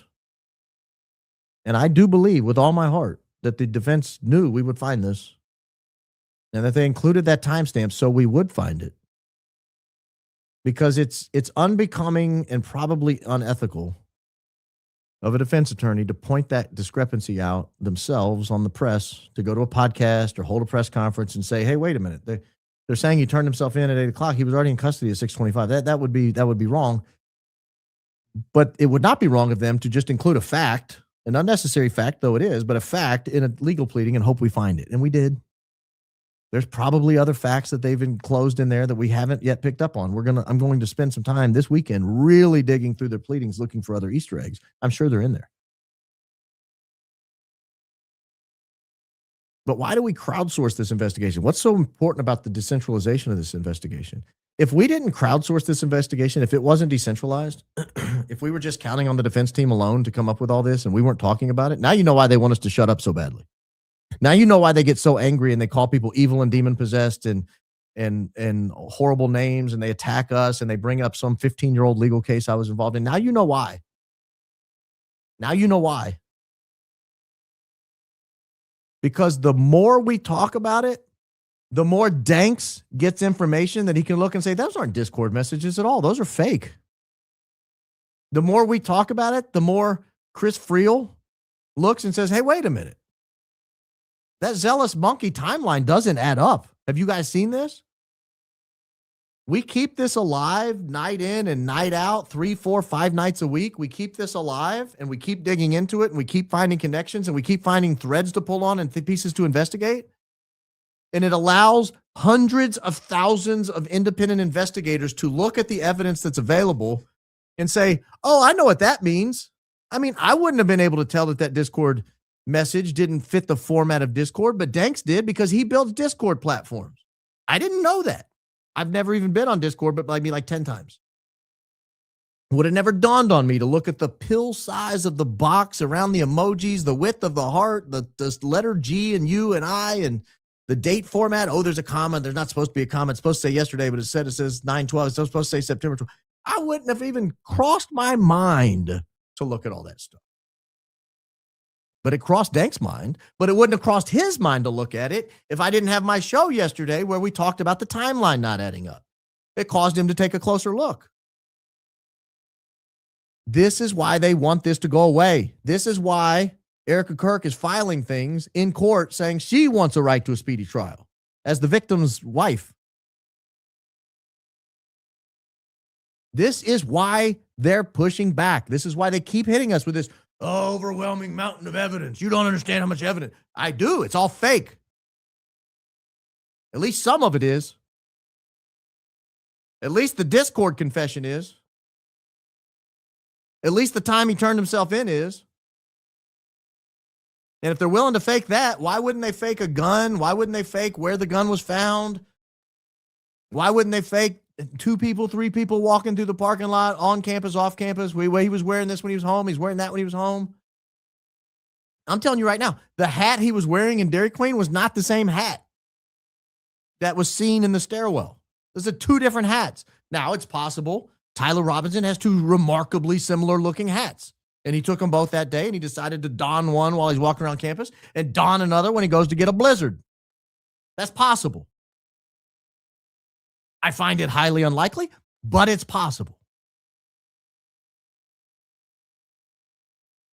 And if you're going to try to not look like the guy who did it, you're going to put back on the clothes you wore that morning? Huh? Here's what I think happened. I haven't brought this piece of evidence up yet. In that motion, they mentioned a burned document. And in the burned document, he admits he did it, supposedly. Tyler Robinson wrote out some document. I did it. You know what I think was on that burned document? You know why I think they burned it? I think it's fake, like all the other evidence. I think there was a suicide note at the bottom. And when he turned himself in early, the note was no longer useful. They had to burn it. That's what I think happened. That's just me guessing. I don't think Tyler Robinson was supposed to survive. I don't think any of us were supposed to be sitting here 6 months and 29 days later talking about this. But here we are. And we're coming for you. And hell's coming with us. If you haven't liked the show, please do. Please do. Go ahead and hit the like button. If you like what you hear, if you think this is valuable, informative, and entertaining, please hit the like button. While you're here, you might as well subscribe. 25% of the people that watched yesterday's show were not subscribers. We are one of the very few shows that routinely gets more views than subscribers. It's nice in one sense. It means we get a lot of interest, but in another sense, just subscribe to the show. Hit the button. Beep, ding. Hit the button, click the notifications, and away you will be going. In the meantime, I want to jump through some of your comments. Appreciate you guys supporting the program so we can continue to bring you an advertiser-free experience. There's been a lot of pressure for us to take advertising, and I keep telling people that just feels greedy at this point. Our viewers do a great job of supporting the program. I don't know why I would not just allow them to continue to do that. Hey, Bubba Barron. Big fan. Happy you on to Chris Friel. Oh, yeah, he did a great job. He's great stuff. He did. I went through some of his stuff earlier today. He does a great job. Sent you his deets last month and show a suspiciously edited security cam clip, blue getaway car, and 2 people get in fast cut from view. Blue Car mentions 7X pulse scan and see. Man, you are really putting a lot into one 280 character tweet. One on your episode 63, Eye in the Sky. Could it help? Thank you. I will dig through Chris Friel's timeline and see if I can figure out what you're talking about, because I'm not 100% sure, but it seems very informative. So thank you for sharing that. This outfit is so IQ. I had to watch yesterday's live twice to understand this time thing. Thank you for caring so much. Some folks in the FBI Sheriff's Department need to be charged with evidence, perjury crimes, in my opinion. I think if police manufacture evidence, their punishment should be the penalty of the person they're manufacturing evidence against. Life without parole, in this case. Like if you manufacture evidence against a shoplifter, $11.29, maybe a $500 fine, whatever the thing is. You manufacture evidence against an alleged killer, life without parole. It should be taken seriously. It should be taken very seriously. Baron, you're famous. Trumpy Dumpy used your IQ phrase. He called Tucker low IQ. I heard that. Welcome, Mr. President. Your picture used to be here back when you had decent foreign policy aspirations. But Baron, you have never missed a podcast since late 9:25 this morning. My dear husband is now with Jesus. Oh my goodness gracious. Your podcast keeps me sane in my loss. Praise the Lord. Christ is King indeed. I will see him again. You will. Keep giving your time to us. Oh my gosh, Dara. I am so sorry to hear that.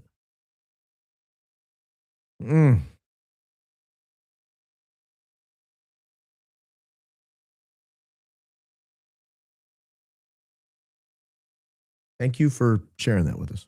That genuinely moved me. Thank you. I'm sorry you're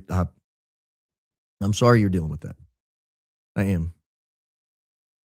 Thank you for your kind words. And I'll pray for you. I genuinely will pray for you. Good afternoon, all. I finally got my 320 mugs delivered today. Yeah, that's partially my fault. I did not fully understand the. I'm sorry. I'm still shaking from that last comment. I did not fully understand the vendor process and did not realize some of the orders had gotten captured and needed manual approval. But we've solved that, I believe. We check that every morning now. Or my sister checks it every morning. I don't.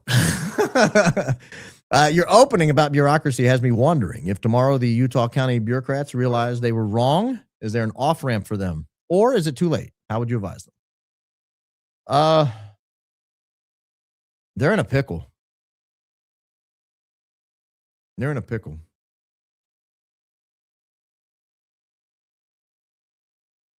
If I'm right, they're in a real pickle. I think a lot of people are in a pickle, if I'm right. I think there's some people with some very guilty consciences out there. I watch people, I mean, you notice Dan Flood has completely left the public life. Brian Harpole has pretty much left public life. Mikey McCoy has pretty much left public life. Rob McCoy has even kind of left public life, even though he sort of shows up every now and then. I think there are a lot of people who this is weighing on pretty heavily, if I'm right. I would advise every one of those people to really, and I know this is a trite phrase and we say it a lot, come to Jesus, repent, at least in your soul. And I believe that they don't want to be guilty of 2 murders. They shouldn't. I'm sure people got hyped into these guys are bad guys. We're going to take down these organizations. And this guy was willing to be in on killing Charlie. And if you're aware people are manufacturing evidence, you need to come clean. You need to come clean. Or it's too late. Hi, Baron. I don't think, let me say this too. I think the prosecution is aware their case is falling apart. They're going to figure it out at some point. They know. The police know. I know for a fact the police know their case is falling apart. And I'm confident that the police are aware the prosecution knows their case is falling apart. I would not want to be the last one to be on the record reaching out, trying to clear my conscience. I would not want to be the last one to the prosecution saying we need to talk. You could probably get an immunity deal if you're one of the first there. Hey, Baron, I don't think Dairy Queen Tyler and Court Tyler are the same person. Different chins, jaws. Court Tyler has a longer chin and almost underbite look. Lucky for you, I have Dairy Queen Tyler right here.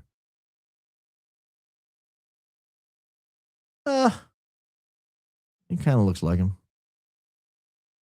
He's wearing a different hat. I know that. I'm confident of that.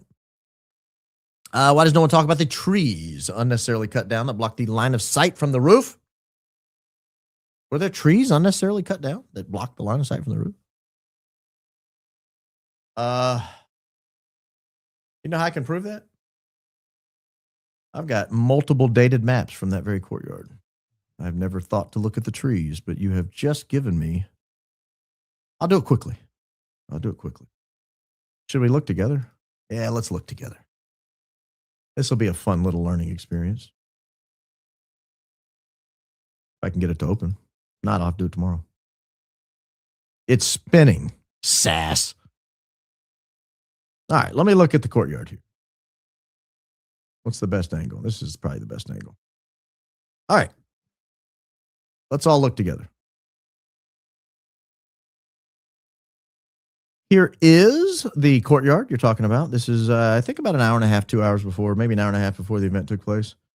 This is the day of. So this would be where the alleged shooter, would eventually take a prone position right in this area here. The line of sight would be right over these trees here. Were there trees unnecessarily cut down? Well, let's go back in time. They don't look unnecessarily cut down to me. Go back one more year. Well, they look the same. They might even look more grown up there. Unless you're talking about other trees. I don't think you are. I mean, those don't look unnecessarily cut down. Maybe here on the right-hand side of this back tree. But I mean, it kind of looks squirrely right there. I don't know. I'm going to declare that not debunked, but I'm just not buying it. But thank you. Baron, paying you a small thanks for the work you're putting in. Excellent show yesterday. P.S. Make a shirt and pants set. Call it the High IQ outfit. I don't dislike that. Tyler Robinson referred to clothes as outfits. Baron, if TR is found not guilty, which appears highly likely, what do you think they will do next? Love your work and show. Christ is king. Christ is king indeed. I don't want to get that far down the road, but I think at some point they're going to have to come to terms with the fact that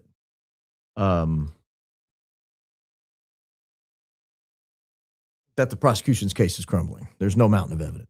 I mean, you could say it all day long, but there's just not. There's just not. You're amazing. Thank you. Oh, thank you. Christ is king indeed. Thank you. The entire swamp is kosher. I don't know about that. They might think they are. Baron, we adore you. I'm a little confused with how the mic or necklace had to be detonated separately. Couldn't both be used like a battery, the positive and negative side next to each other, and then when activated, the pull does the shocking?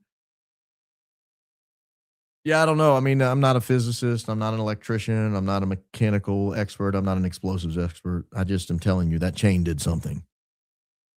And it looks like the mic may have done something also. But the chain did something. I'm confident of that. Thanks, Mimi. Outstanding, brilliant, phenomenal show and research. I've been sharing your channel with all my friends and family. Way to go, Baron. Well, thank you. That's very helpful to the program. I genuinely appreciate your hard work there. Baron is good at finding Fed slop. Unfortunately, I got a nose for it. You know, I'm pretty deaf. I don't know if you guys know that. You don't see that because I'm wearing headphones when I do this, but I'm hearing impaired. And they say when you lose one sense, the others heighten. I have an uncanny sniff. Now, I got a big sniffer. Don't get me wrong. It's big. But, I mean, it's beautiful. But it's not tiny. I got a good size sniffer. But I smell so well. Like, I can really smell. I'm like a hound dog. I'm not going to sniff your butt when you walk in. But I'm like a hound dog. I sent you a copy of my dad's book. Did you get it? Historic. Love your podcast. So happy for your success. I did get it, and I showed our members when I went through the mail. So thank you. I genuinely appreciate that. It was a very fascinating topic. History from his eyes. It was great. Did you watch Dankster's stream from earlier today? Further proof Discord is fake. Yes, I did. I watched an hour of it. I don't know how long you went. As Lionel says, there's a word for it. It's called BS. Well, we don't say ugly words on this program, sir. The governor press conference ended at 8, so the sheriff could have called the guy at 8:04. We did cover that. I hope you saw that. It actually ended at 8:01. Let's be honest. And I corrected that. That was when we discovered that. We wanted to get that out there. We want to be accurate at all times. That's what we're worried about here. I'm so worried Tyler won't make it to trial. I don't think he was supposed to make it to custody. I share your concern. Watched last night's show today. Reminded me I didn't think Tyler was in the tunnel. Pics. Tyler's mug shot. Pics show longer, hairier sideburn. You can tighten the timeline.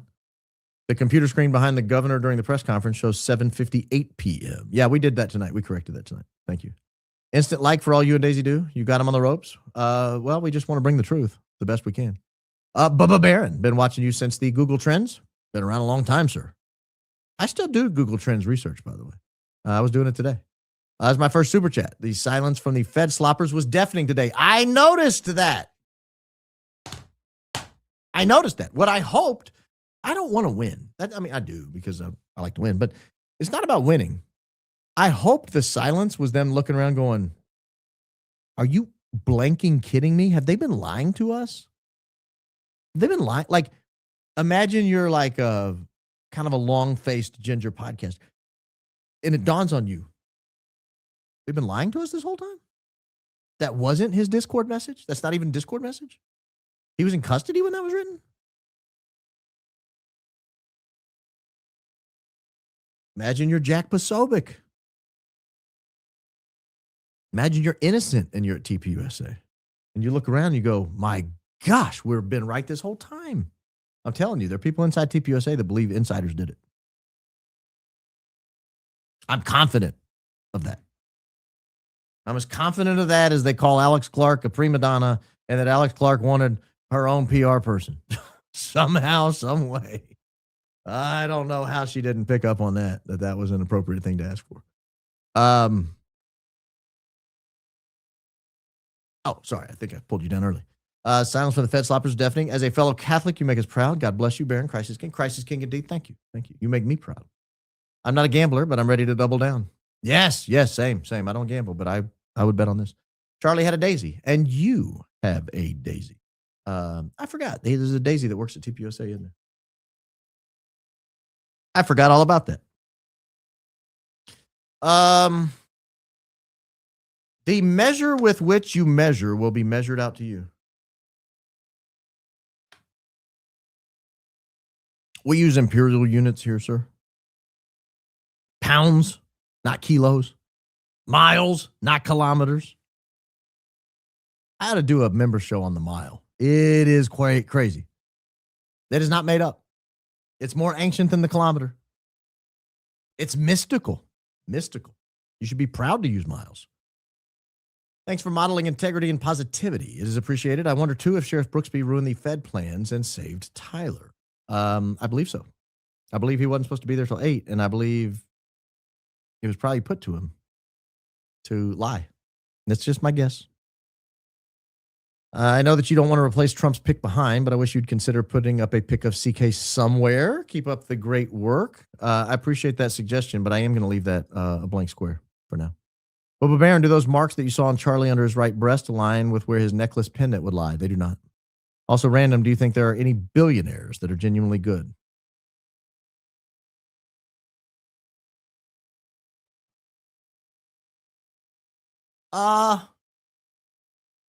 So I tend to take the field in a situation like this. You've asked her if there are any. I mean, there are a lot of billionaires, probably thousands. And I'm sure some of them are good. Do I know any in particular that I know are billionaires and I think that's an upstanding citizen? No, I don't. That's not to say wealth makes you bad necessarily. I think it can.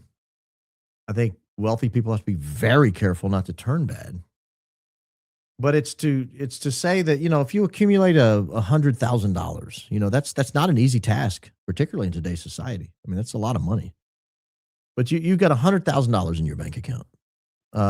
It's doable and still, be a pretty good person. You just work, save, invest a little bit, 20, 30, 40 years goes by and you got $100,000. Maybe you have $1 million, right? You put it together.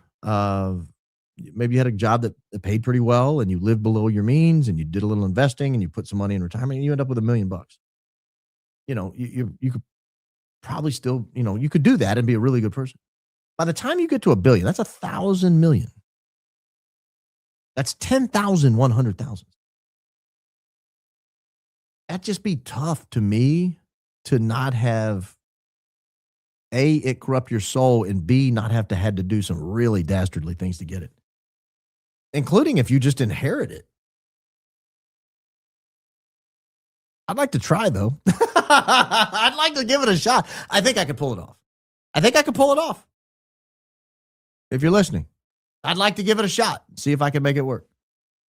Speaking of the Bat Cave, wonder what Ian's been up to. I talked to him the other day. He's working. Not going to say where he is. Not going to say, but he's working. If you're not a sewer, do you just let people defame you without consequence? Oh, they defame me all the time. Are you kidding me? Aforementioned long-faced podcaster. I mean, he's just a walking defamation claim. But people with small audience, how much harm can they do? I'll even compliment. Listen, here's how far I'll go. I've had people who defamed me or tried to, and I've complimented their work on this program because their work is still good. I'm not going to name anybody in particular, but if they're watching, they know who they are. And I'm fine with that. Like, I am who I am. Judge me I speak for 16 to 20 hours a week on this program. I have been on the air for a decade and a half now. There's a lot of tape of me out there. You can judge me on my words and my actions. I'm in the community and all, So, yeah, I think by and large, now, if it got out of control, like if they said something crazy, after your last breakthrough, coach said they're going to call you a crazy Maine on the train with a bag of your own pee, spraying it on people. I heard that. I saw him say that this morning. Yeah, I saw that. I will not be doing that. I think that's in reference to them referring to Candace as the armed attacker on a train. I still think it's possible. Tyler had no idea they were going to off Charlie. He was recruited by feds. IC told he was partaking in a training op. That's possible. That's possible.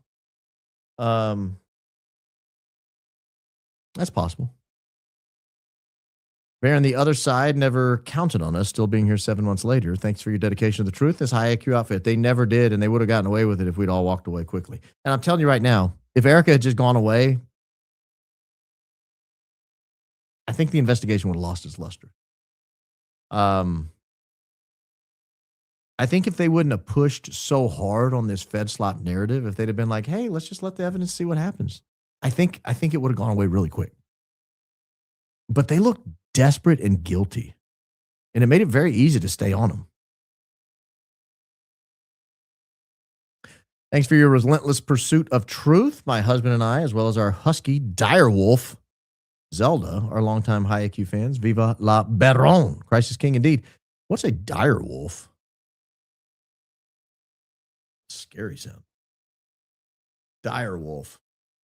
Oh, it's an actual animal. You have a dire wolf? That thing looks terrifying. Wait, it says it's extinct. It went extinct 13,000 years ago. Oh, you must be kidding. Wait, that thing looks terrifying. Howdy, Baron. Hubby James and I watch every evening. We're here till the end, young man. Christ is king indeed all day long. Thank you, Cindy. Thank you. Looking forward to the member show on Friday with Zach. I am too. He reached out this morning about that. Thank you and Daisy for all you do. I am still navigating grief after losing my only brother, and your show helps my mind to focus on other things. Christ is king. Christ is king indeed. Thank you for sharing that. Baron said probed Monica Lewinsky. I didn't mean to say it that way. Oh gosh, I did, didn't I? Did I really say that? That means I wrote it that way. I just read it.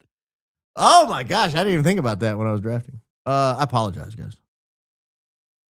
Only one thing. Well, never mind. Thank you, Avery. We decided to call Zach Costello chat the Zach Pack. So if you say it, you have to pay him $68. I kid. God bless you. God bless you as well. Did I sneeze? The Zach Pack. I don't mind that. I like that. You got to open a political action pack called the Zach Pack. Thank you, Melissa. Thank you, Happy Spouse, Happy House. YouTube is shutting down on me again. Guess you are, and CO and a few others are getting too close to the sun. I heard that the other day from somebody. I do know YouTube is having a little trouble with their API that pulls in streams from external places. So I don't know if that's the problem or not. Probed Monica Lewinsky. Interesting choice of words. I meant legal probe, sir, not a cigar.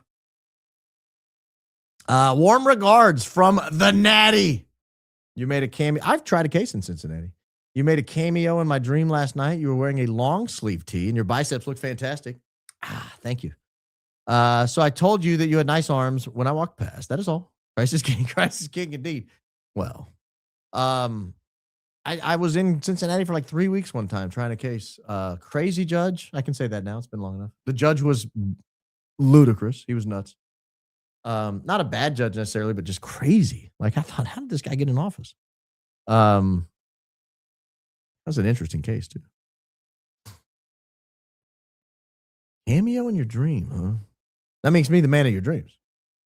For months, I've thought long and hard about the highest of high IQ comments to comment, behold. Oh, behold. Well, we've beheld. We have beheld. Hi, team. Your episode yesterday, mind-blowing. I thought so. Absolutely amazing work. Thank you. Thank you for all your hard work. You're welcome. P.S. Dirty Dancing, amazing movie. Yeah, I've seen it a few times. I can even do the dance at the end. Don't tell people that. That's our secret. We're rooting for you and Daisy so hard. Your future is bigger than you can see. Christ is king. I'm humbled to watch you. You're a true life coach. Thank you, Coleman family, for sharing Baron. A life coach. You know who else is a life coach? Lance Twiggs' mom. I'm a better one. She ain't got nothing on this show. And I'd put it out for free. Hi, Baron. I'm a young wife and mom. I had a son in October and found your channel soon after. I've loved watching you during those long newborn nights. Keep up the good work. Christ is king. Christ is king indeed. Avery, congrats on the young family. Man, that's amazing. 20 years old. That's remarkable. That's remarkable. Keep up the good work. You keep up the good work. What evidence links stairway guy to the shooter? Never understood that. Okay. In theory, they've tracked the guy walking on campus, walking through the tunnel, walking to the front of the Losi Center, walking up to the stairway to the Losi Center, walking to the roof, and walking to the front. Here's the problem. They lose him several times. If I'm the defense lawyer, I make hay about that. I think at one point they lose him for like 6 or 8 minutes. Another point, it might have even been longer than that. And so there's a real problem, particularly when it doesn't really look like him. So you've got, hey, it doesn't look like him, and B, he went off camera. We're talking reasonable doubt, almost absolutely certain. Meaning, if I had 12 people in a bar and I'm telling the story, not one of them would go, huh? He went off camera? Well, how do you know it's the same guy? Not the onions. Oh, yes. Buy the onions. Baron, 2 patsies explains why they said TR changed his clothes multiple times. I think there were more than 2. Also, the earlobes appeared attached or detached in different photos. That is correct. They do. Everyone spam him with super chats near the end so he can't log off. No, let's not do that. I got to pee already. Hi, Baron. I watched The Empire of the Sun and loved it. Yes. Thank you. Do you have any more movie suggestions? Christ is king. I do. I don't watch a lot of movies, so my movie suggestions are old. But Empire of the Sun was remarkable, wasn't it? I mean, absolutely remarkable. John Malkovich is in that book. What's another good one?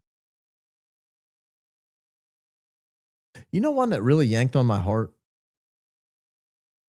And it was emotional. It was really well done. It's old. It's like 45 years old. I have no idea how old you are, Bama Lori. It took me through every emotion I possibly felt. What the hell was the name of it? I'm stalling trying to think of the name of it. Let me look it up here. I loved the movie. I couldn't believe it didn't win like every award. Let me find it here. It won't take me but a second.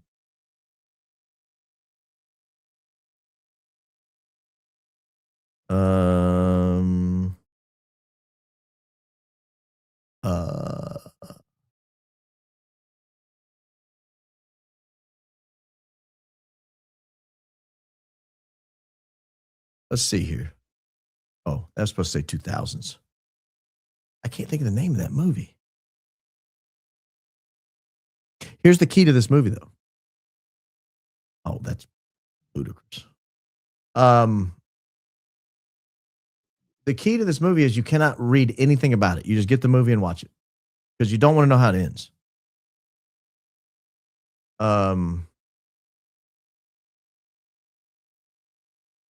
It's called In the Bedroom.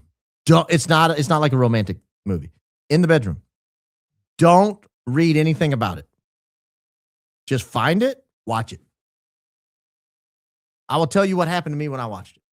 I watched it with my brother-in-law, my wife's brother. We sat down. This was in my drinking phase. We opened a bottle of Shiraz. We turned on In the Bedroom. Two dudes in a living room, drinking wine, watching the movie. We get to the end of the movie and we go, we got to watch that again. And sat down and watched it again. It was that good. It took me through every emotion I think I've ever felt in my entire life. Just gut-wrenching pain, exuberance, joy, love, fear, anger. It was great. It was great. If you like Empire of the Sun, you'll like In the Bedroom. Your humble host has good suggestions. It was great. Hi, Baron. My 6-year-old son, Mason, is nonverbal autistic, but types to communicate. I listen to podcasts constantly and asked him last night if he had a favorite, and he typed, I like Baron Coleman. I'm a high IQ listener. That's awesome. That is awesome. Hey, have you watched Ian Carroll's podcast on the telepathy tapes? You should. You should. Opening statements over the top over on the Clips channel equal mini history snippets for homeschool. Whoop, whoop. Listening live today with my 6th and 8th grade boys. This opening statement will be on the Clips channel coming soon. So thank you. If you're not a member of the Clips channel, let me pull up the Clips banner here. You can go subscribe, youtube.com /@ Baron Coleman Clips. I think there's only 3 or 4 openings up there. There's not a ton of people on there right now, but there will be more content populating over time. I can truly say you blew this case out of the water last night. Thank you. I tend to agree.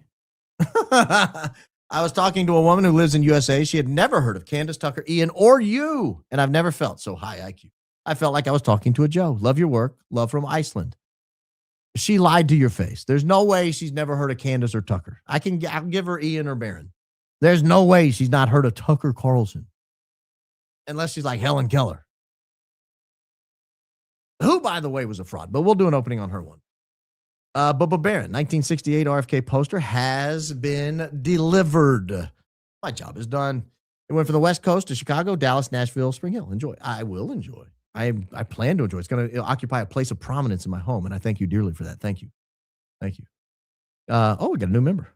It's wild that your opening was at my old boss. I worked for Anthony as his executive assistant from 1994 to 1996. I believe this was his and Hollywood's prime. He was a guest at my wedding at the LA Country Club. That is amazing. You may have given away enough that people will be able to find your name. That's crazy. That was what, 30 years ago?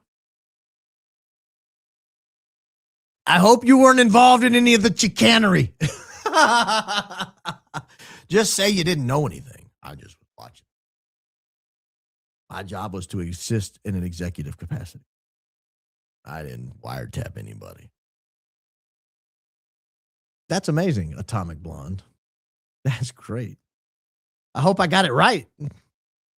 Thank you, Bubba Baron. I've watched you since Ian mentioned you. I really enjoy your lives. I heard a nickname for Hegseth today, Keg Breath. That's kind of funny. I saw him speak live one time. He was nuts. He was nuts. I never bought Moon Landing. Was faked until Tom O'Neill's book Chaos. Blew my mind. The Manson murderers were CIA to turn the public against the hippies because of the Vietnam War. If they'll kill JFK, yeah, well.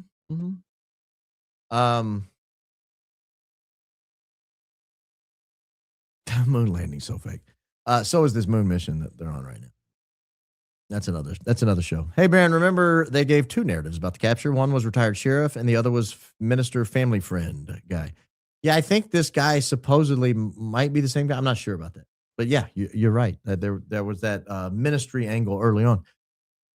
TR parents and CK parents can't talk. Think about it. Hit the like button. I'm thinking about it. Okay, I've thought about it. Edge. Yes, I think he was supposed to be out in a blaze of SWAT glory. Q Bon Jovi. But Tiny Onions and Conscience spoke louder. Wow. How about Tiny Onions? But I agree with you. We need you and Lionel collabing to break the internet, sir. I watched a little bit of Lionel. I don't watch. I admittedly can't watch everything of everybody I like. I do watch all of Candace's stuff, and I watch all of Tucker's stuff. But you know, and a lot of coaches stuff. Okay, I watch a lot of podcasts still. I try not to. I let them roll while I'm prepping, and I watch a lot of Lionel. Yeah, he's a good guy. CK spoke about important Kentucky race for McConnell's seat. Once filled, they'll hold the seat forever.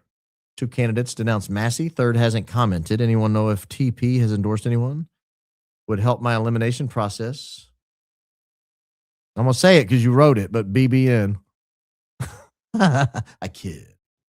I don't know if they have or not.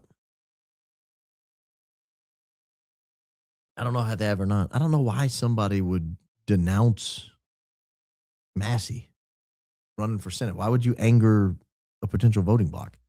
Thank you, Ad Fleet. Somebody's going to enjoy watching Zach Costello live Friday afternoon. EK is a millionaire, so why did TC arrange a fundraiser for her? You're talking about Tucker Carlson. She's a pathological liar. CK must have caught her in several lies. He must have known. Well, we can only speculate about that last part. Why did Tucker arrange a fundraiser for her? I mean, maybe he didn't know the extent of their wealth. I don't know. He put his money where his mouth is. He gave $1 million of his own. That's a lot of money. Holy mackerel, that's a lot of money. So, I don't know. Is this a state case? Yes. Why so much FBI involvement? Good question.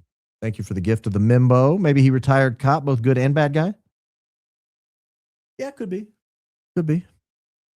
Hope you ran down the lead that LT's mom, Amy, studied psych at Stanford under P. Zimbardo.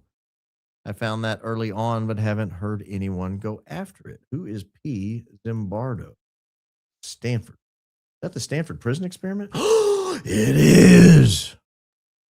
Candace, are you listening? Are you listening to this?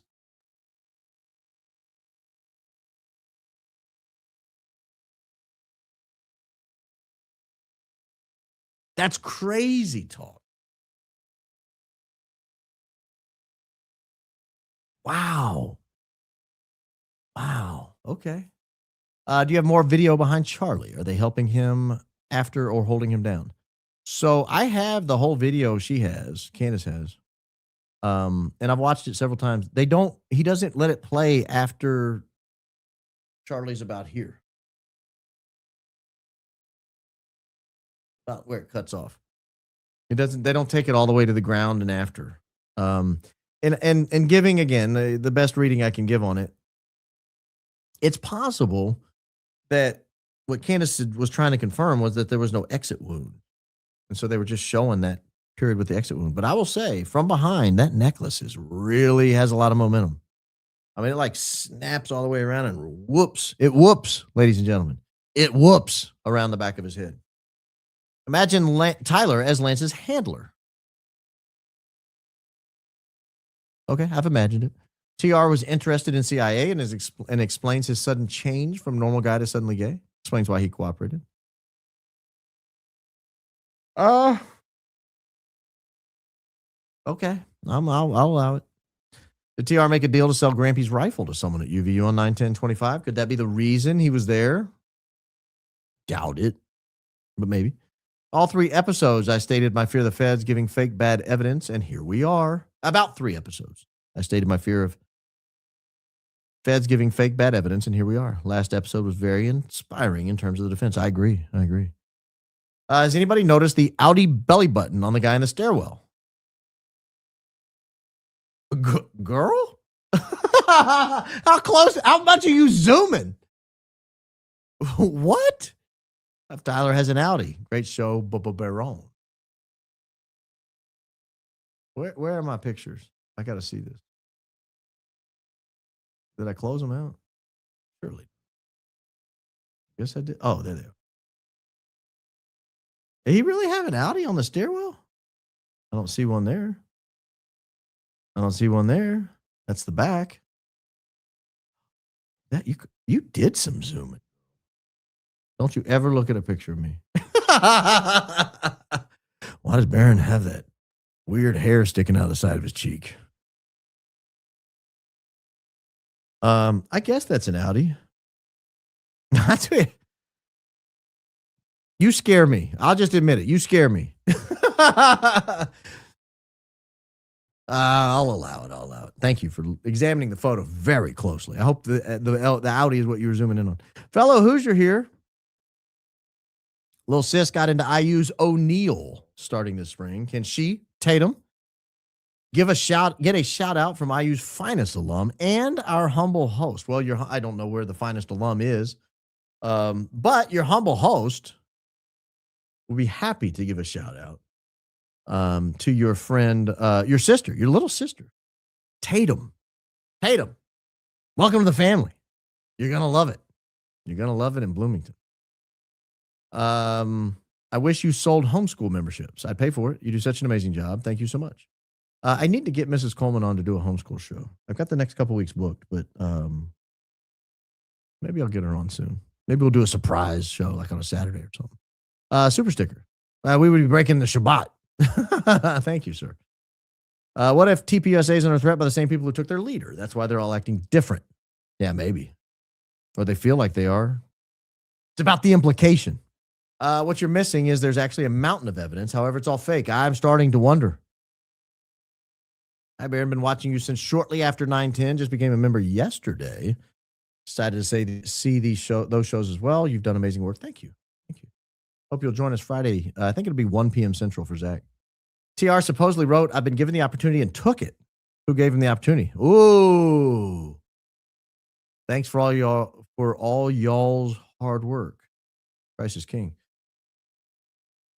I've been given the opportunity. That's interesting. He didn't say I created my own opportunity. The opportunity has presented itself. I've been given the opportunity. That's a good catch. Got my hoodie yesterday. Love it. I feel smarter already. You look smarter. You're welcome. Someone said that is Sky Valdez in the pics. I'll be shocked if this super goes through. I've been blocked. Not blocked. Who is Sky Valdez? I looked that name up a long time ago. I know I did. Images. I don't think it's anything. Oh, that person. Yeah, maybe. Yeah. Utah musician scrubs song predicting Charlie Kirk's death. Yeah, maybe. I don't know. I'm not gonna do a whole analysis here on air, but that might not be a bad pick. If Deputy could fake an alias to hunt PDFs online, could he not do the same with TR? Sure. We should look into the deputies and see if there's a personal link. Did someone call in a favor to find a patsy online with the right ideals? Yeah. Good investigation. Let me know how it pans out. Thank you for y'all's hard work. FYI, Watertown, Tennessee is having their mile-long yard sale this Saturday. We would love to see you there. You won't be sorry. How far am I from Watertown? Isn't that northwest of Nashville? Let me look. Oh, no, it's east of Nashville. That's way out there. Why have I looked this up before? Have you commented about Watertown before? Mile-long yard sale. Imagine what'll be there. I think 100-foot long yard sales are plenty. I kid. Top shows of all time: 1, Breaking Bad; 2, The Wire; 2, The Sopranos. You don't know how numbering works, do you? It's 1, 2, 3. It's 1, 2, 3. Breaking Bad was good. I enjoyed it. I would put it in the top 10. I've never seen Sopranos. My wife loved it. The Wire is a top 3 TV show for me, for sure. It absolutely is a top 3 TV show for me. Is the transportation business extortion business? I mean, there's probably an extortionary component to it, yeah. I'm thinking about, when cars go fast, and we call that traffic. And then if you make a gerund out of a noun, then it ends with ing. Put those together. That's the transportation. Thank you. How do you pronounce that? Geraldine? Never seen that name before. Geraldine? Geraldine? Oh, thank you. Last night's show equals checkmate for the decentralized intelligence citizen investigators. Well done. You are making history. Christ is king. Christ is king indeed. I tend to agree. It was a watershed moment in the decentralized investigation. Does the 625 336 timestamp TR equal TR turn in at 250? Huh? No. I don't know how your math is working, but no, that's not what that means. The 625 is the time of day. It's a PM. The 336 is the time on the tape, meaning it's 3 minutes and 30 seconds into the tape. Evening, Baron. Well, evening, ma'am. You mentioned you looked into Butler's shooting. What you found terrifies you. Never covered on YouTube. If you shared finding with CO, maybe she could do series for us. Maybe. I've mentioned it to a couple people behind the scenes, and not all the details, but kind of where it was headed, and they were like, "Yeah, good idea." We got them on eBay. Thanks for the shout out at the start of the show. Oh, I didn't know I shouted you up, but you're welcome. Watch the raw footage from 910 and see Tyler going up the stairs in the back. Could they have played the shot on the speakers? Heard no echo. I suppose they could have. I don't know. When did you see the raw footage from 910 and see Tyler going up the stairs in the back? I'd like to see that. I've not seen that. That's interesting footage. Please make me aware of it. Sheriff gave too many rambling details in the press conference, evidence that he's making up a story and trying to convince us of the lie. Yeah, he's a rambler. Zen was in LDS garments. I don't know what those are. Oh, like the LDS church? Oh. Didn't know they had garments.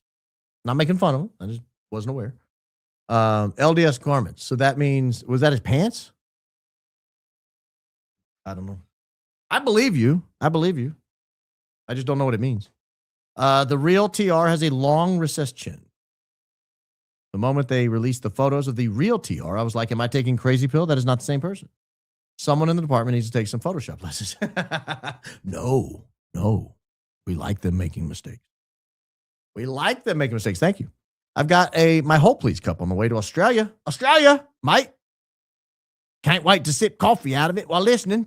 I don't know. That kind of sounded Scottish or Irish or Canadian or something. I don't know what that was, guys. I apologize. I won't do it again.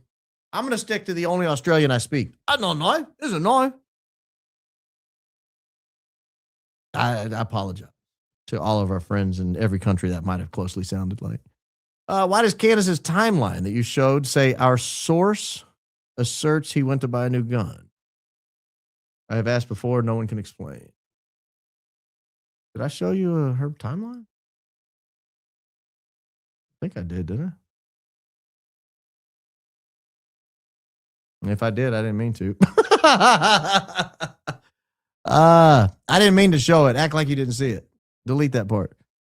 I don't know why she said that. I've asked before. No one can explain. Oh, I must have shown it in a previous episode. Our source asserts he went to buy a new gun. I haven't talked to her about that. I have no idea.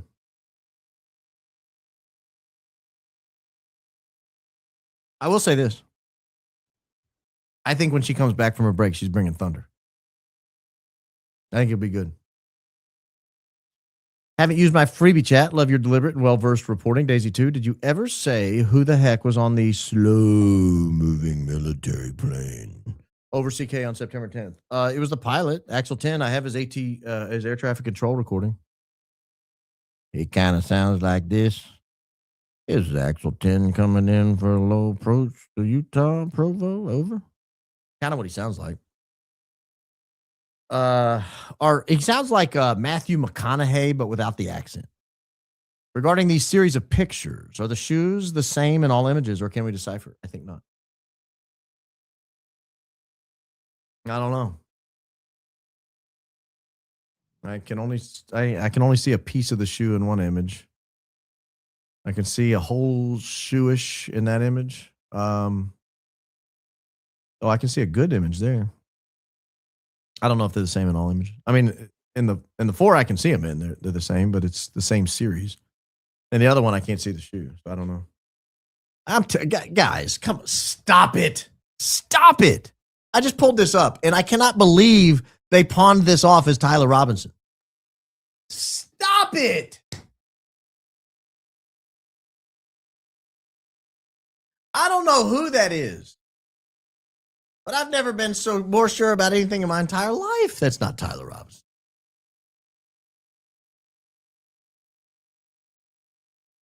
Enhanced photos. Fed slop. Fed slop. Get your fed slop. Super sticker, thank you. Lance Twiggs is no Mikey McCoy. Well, that could go so many different directions. I don't know what that means. I don't know what you're trying to say. But we're not defaming people here. I've been hard on Mikey. I'd like to apologize. Is the pendant too thin to hold a killer charge? No, of course not. Of course not. I've always thought that Twiggs was the actual shooter, or at least involved. Did you search for his car? The one showed when he's pumping gas in the satellite imagery. Christ is King indeed. I did. The problem is his car is much more common than Tyler Robinson's car. So you'll see a lot more of them. I appreciate the shout out. I have more for you. Thank you, Ashley Denning. 1020. Costello's episode today on Sweet Girl Graham is eye-opening. I wouldn't have put her behind the juice box connection to CK, but very compelling thoughts. Looking forward to the Friday collab. I haven't had a chance to see that yet. I usually watch Zach after my show, like while I'm getting ready, to put myself down for the night. Sometimes I fall asleep to Zach. No, I don't mean anything by it, Zach. But sometimes I've been known to wake up to the soothing, sultry tone. One Zachary Costello. I just read that. Yeah, I'm looking forward to Friday collab as well. My high school friend is Mike Smith's admin assistant, where TR is jailed. She says it's a simple case. He is guilty. Conspiracy's all wrong. Can you ask her for the footage of when he came in from Washington County? Please. Can you get her on the record instead of hearsay through a anonymous account called Shaby? I don't believe you. Nanny P, thank you for checking in, but I can't believe that. To me, Mom and Bigsby's wife look like sisters.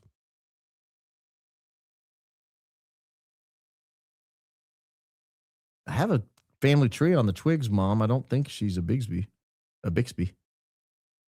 Maybe a cousin? I don't know. I just heard my hubby on the phone with our movers, and he said my wife is MIA for hours during her podcast, so let's make sure it's all done before 5 p.m. Then, I don't know, some dude named Darren. I set him straight. Thank you, Amber. Thank you. Darren. Like I'm in Bewitched. That's great. What a great story, Amber. Thanks for joining us. Love the show, Baron. It seems odd how Charlie surrounded himself with such money-hungry people. Also seems odd he took such a high salary from a supposed charity. Did greed get the better of him? I don't want to badmouth him. He's dead. He was compensated handsomely for what he did at the charity, but it was a big job. But he also made a ton of money on the podcast and advertising and book sales and property deals and everything else. So it's if he made $500,000, let's say, I don't know, give or take from TPUSA, that was a tiny little smidgen of what I think he was pulling in every year. Sheriff said convo was 40 seconds. Then after, says after about 40 seconds, said, wait, are you talking about? He repeated himself. So longer than 40 seconds. Yeah. Yeah, agreed. It was longer than 40 seconds, but it's the minute 41 call that I just can't buy. I refuse to buy that. That's too short for that big of news. Guy on the staircase is wearing a fit over sunglasses. It's usually worn over eyeglasses. It's a big on the face.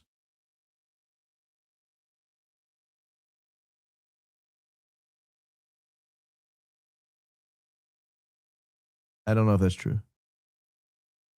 I can't tell. I defer to you, sir.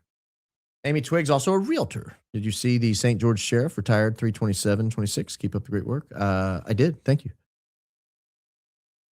So grateful for your pursuit of the truth on CK's behalf. Your recent take is 100% spot on. It is all indeed ludicrous. And I don't mean the rap singer. Blessings to you and go Max. That's ludicrous with a K. What's the first greatest TV show? I'm a Seinfeld guy through it. I'm sorry. I know that's cliche. I think Seinfeld is the most original TV show ever created. It's hilarious. It takes a long time to get the character development down. The first couple seasons are slow, admittedly. But by season 3 or 4, it is in full prime mode until the end. And I just think it's the best. It might be a product of my age. I'm old. I get it. Maybe TR was involved in a drill, then became a whistleblower after CK was killed and went to law enforcement friend for protection. Plan was black shirt guy to take fall. But FBI pivoted to make maroon shirt TR a patsy for blowing the whistle. I don't know about that. I mean, that's a theory, but I don't know about that. Again, I'll mention the giant Audi belly button on the suspect in the FBI photos. This is a congenital deformity that is lifelong. TR, lift your shirt. All right, let's look together, guys. Let's all take a gander at my man's Audi. I see no Audi. If that's if that's what you're saying an Audi is right there, that thing is like a watermelon under there. That's like a cantaloupe growing. My man's smuggling lemons. Is that what we're calling an Audi? Can't see it there.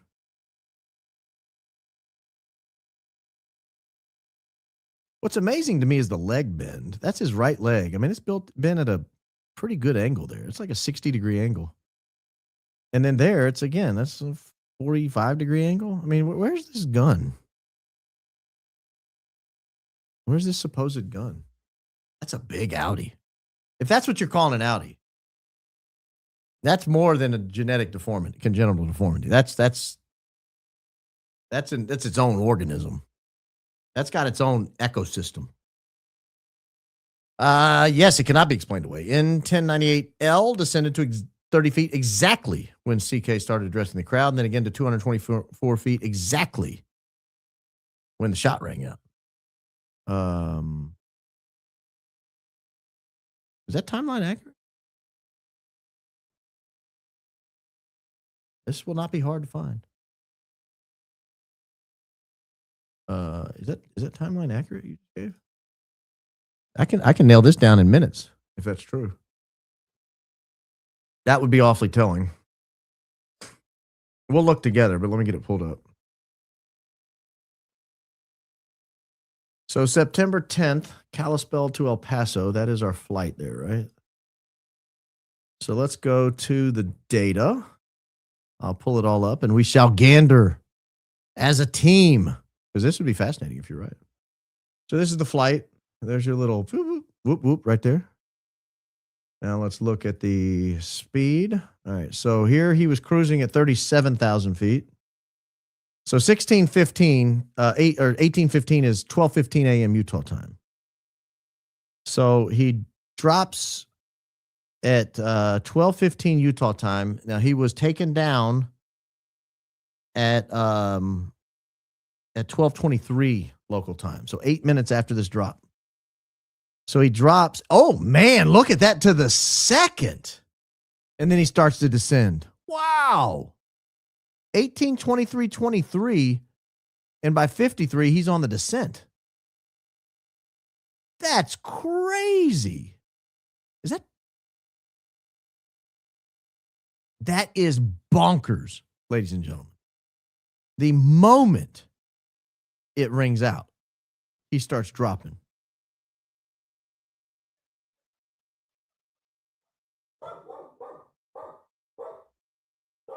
Oh, please. Not a serial killer.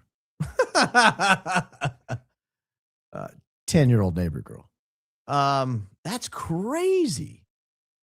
Okay. Mind kind of blown a little bit, I'll be honest with you. Your timeline is a little off, but he did begin the descent from 30,000 feet the moment the shot rang out. That's either a wild coincidence or there's something to that. Last two shows were epic. Merch request for my son, hoodies. I just say stuff. You and CO really are just incredible investigators. We're curious people. We are curious people. That is the difference there. Curious people. Yeah, that's a good one. I just say stuff. We'll work on that. Amy T is a real estate agent in St. George, Utah for eXp Real Estate. I found her on Zillow, a recurring theme. Love your show. Keep going, Max. Duly noted. Yesterday, you called my hometown in Utah a desert litter box in the middle of nowhere. Not cool. It's actually home to famous national parks and the fastest growing area in the country. I hope you'll come visit. I'll do that. To me, everything west of Denver, almost to the Pacific Ocean, is a kitty litter box. When you fly over, it's just brown. Now, granted, I don't go there often. But thank you. I take it back. When I'm wrong, I say I'm wrong. Amy and Tyler Twiggs own real estate business in Utah. Thank you. I think since Candace has a CIA, we need an FBI merch. Federal Baron Investigations. Christ is King. Christ is King, indeed. That is a great idea. I'd rather it be the Feral Baron Investigators. Feral Baron Investigators. Yes. I like that. I like that a lot. I'm more astonished every day at how shoddy the whole setup is. We're not in the dark ages, dependent only on MSM Fed slop anymore. Who is responsible for such rookie cluster bleep? Yeah, good question. Today's my birthday. Happy birthday. Aries Vixen. Never said those two words back to back before. Our grand king and jury might be underpaid for all your work for truth and justice on earth, but heaven must be smiling down upon you and those seeking truth. Peace be with you and yours. Christ is King. Christ is King indeed. Thank you for those very kind words and high praise, and happy birthday to you. Baron Tyler Boyer has a lawsuit for Frau, conspiracy, and tampering. Frau, like Mrs. in German? We can't trust him. I said you X-Link today. The audacity of TPUSA. I think it's criminal charges. I don't think it's a lawsuit. I guess it's technically a lawsuit, but TPUSA, Frank Turek, bodyguards, Kash Patel, Donald J. Trump, Vance helping with CK death prior to his assassination. Is this why they are lying and manipulating evidence to cover up their actions? What do you know about CK parents and your face last PM when asked showed you no more? Well,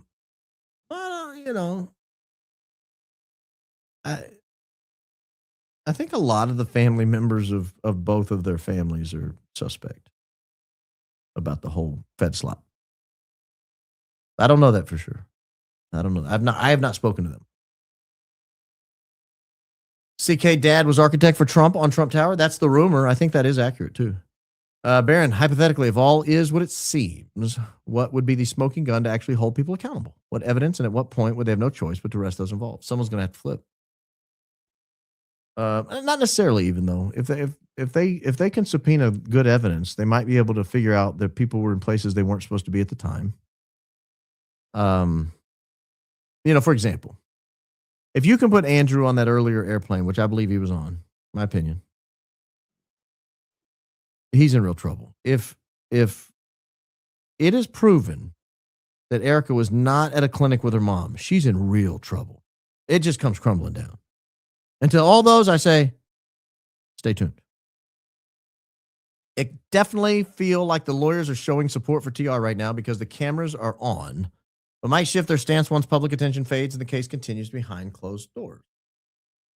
You're saying that they're feeling the heat. Maybe. The sheriff had less than a minute to wind down for the evening before getting that call. What a day that guy had. Yeah. That happens. Thank you. Attention, King Baron. You have my attention. Skip the first 10 minutes and look at what Danks found. I already said I did. I skipped the first 15 minutes. Tyler Robinson was in custody when the Discord confession was sent.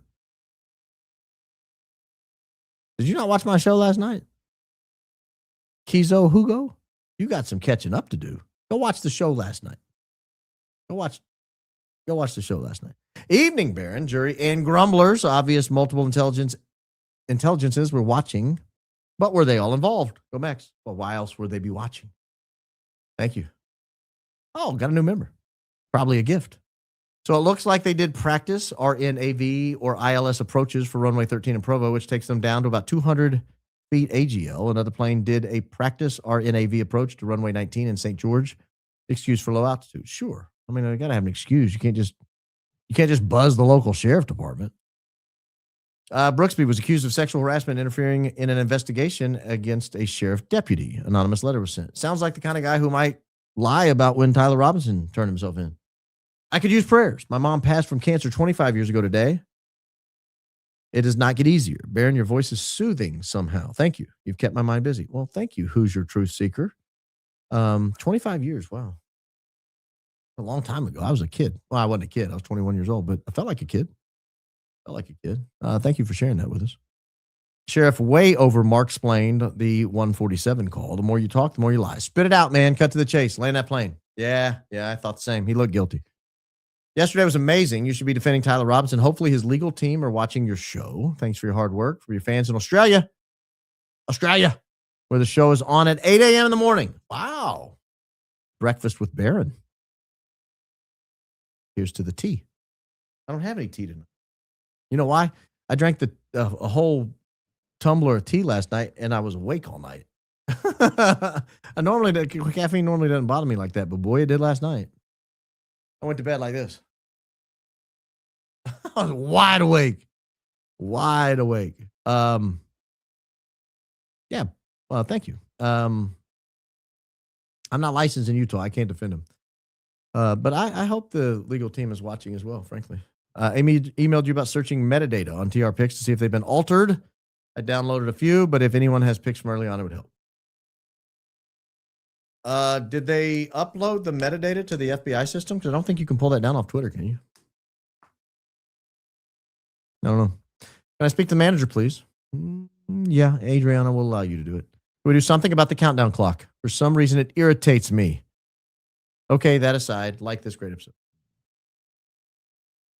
I've looked into it. I've even talked to a couple of different people about coming up with something better than the countdown clock. But, we're working on it.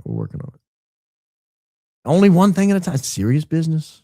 Stingray technology can be deployed from a low-flying aircraft. I believe you. Hi, Baron. Check the ear shape of the guy in the pictures versus Tyler. Love your show. I've done that. Does not appear to be a match to me. Okay, Baron. I'm in team dress Vans. Only old men talk to text.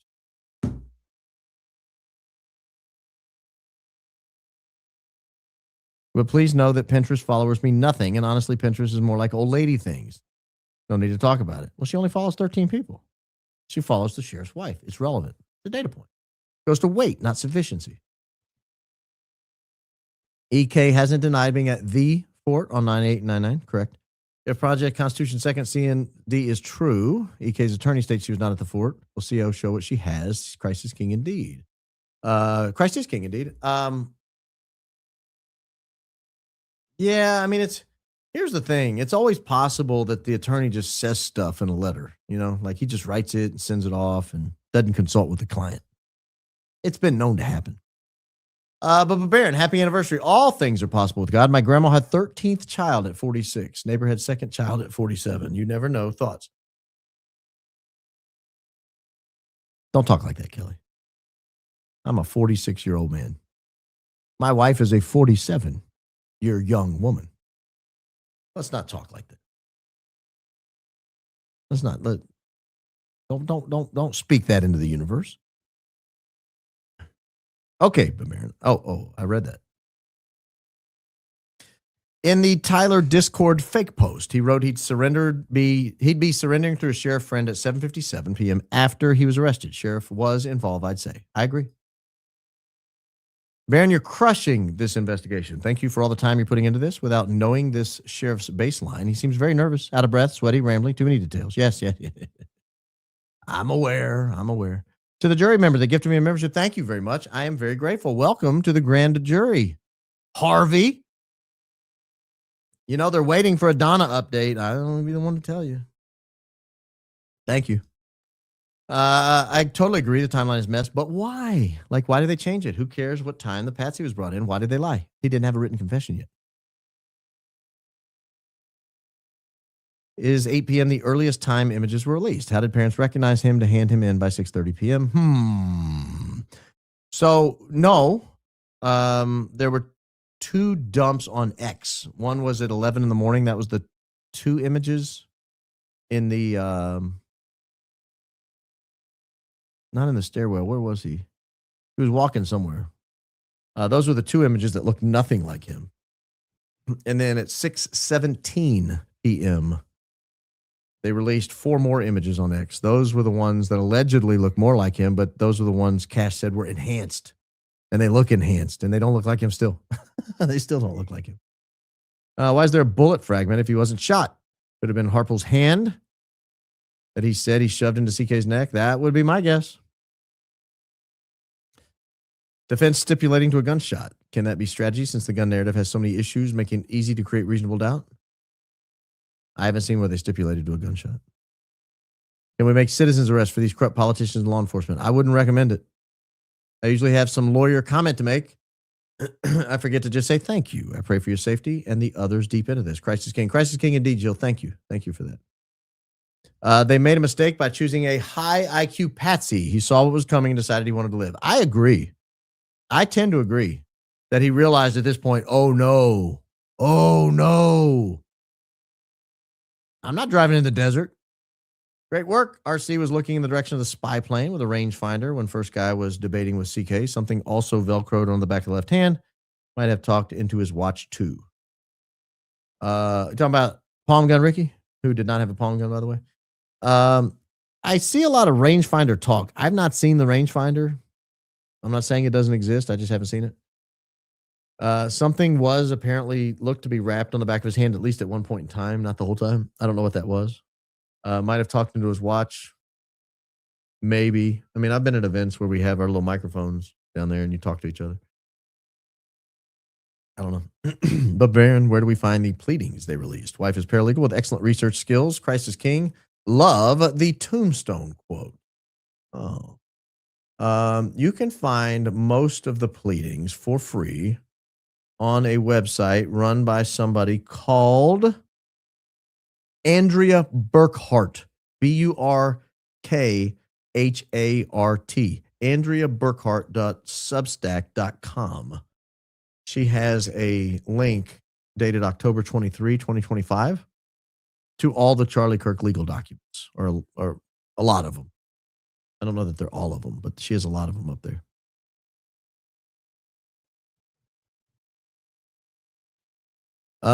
Your incredible show last night and now tonight online crickets, TPUSA, Utah, the feds have to be in panic. I'm praying this blows the case up. Yeah, I was frankly surprised at the total lack of response because everything else we covered, they're like, oh, Google Trends is stupid. No, it's not. Oh, this and that is dumb. No, well, no, it's not. And this is just like, ooh. Witnesses said a drone in the AM, maybe delivery. I don't know what that means. Hey, here's the thing with the people that are quiet that normally aren't. If they weren't in on it and they've been parroting the Fed slot, they might be having a come to Jesus moment, looking into it going, were we lied to this whole time? Were they manufacturing evidence? Super sticker. Thank you. Thank you. Thank you, Jamie. Imagine CK and TR parents watching this, praying for them. I am as well. Since when are family members not allowed to talk in support of their family member to the press, etc.? People speak out all the time. Why different? I don't know. It's a strategy. Spy plane may be what knocked out cell service. That could be, because it certainly seemed to have happened to a lot of people. Prayers rising for Dara's husband. Yes, indeed. Pray for the repose of his soul. 25% not subscribed. It's free feds and your ID is fake anyway. No one will know you needed to subscribe to this high IQ outfit to raise your own bar. That's true. No one's going to know. No one's going to know. Click the like. Click the subscribe. You know you like it. You know you like it. That sounds creepy.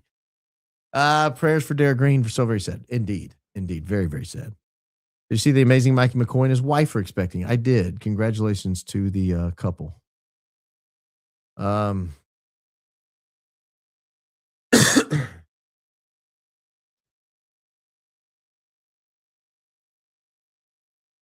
worry about old Mikey.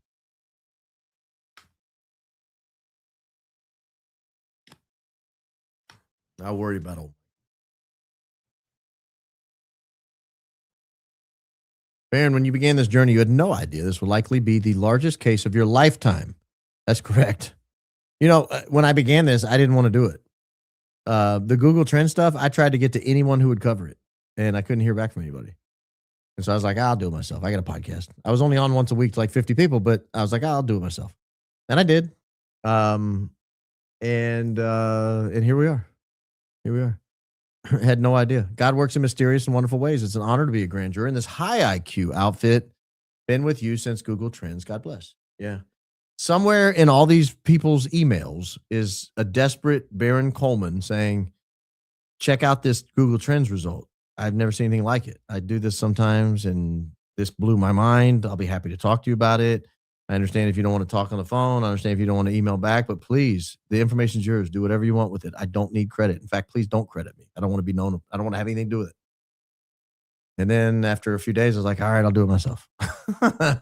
Community's amazing. Community's amazing. You're agreed. Agreed. You and Dara Green got me crying. I got to live up to my last name, I guess. Oh, Sarah Cryer. Dear Dara, I am so sorry for your loss and thank you for sharing. This community where the love amongst strangers is real. That is true. The community's love for each other, the way we share victories and struggles, and it's a really beautiful thing to watch. It's real. Is the picture of Charlie Cook and Butch Hibbs taken from the rear? Did you see a square shape just above the waist of Charlie Kirk? Perhaps something taped to him. By the way, 333 is my name is my day of birth.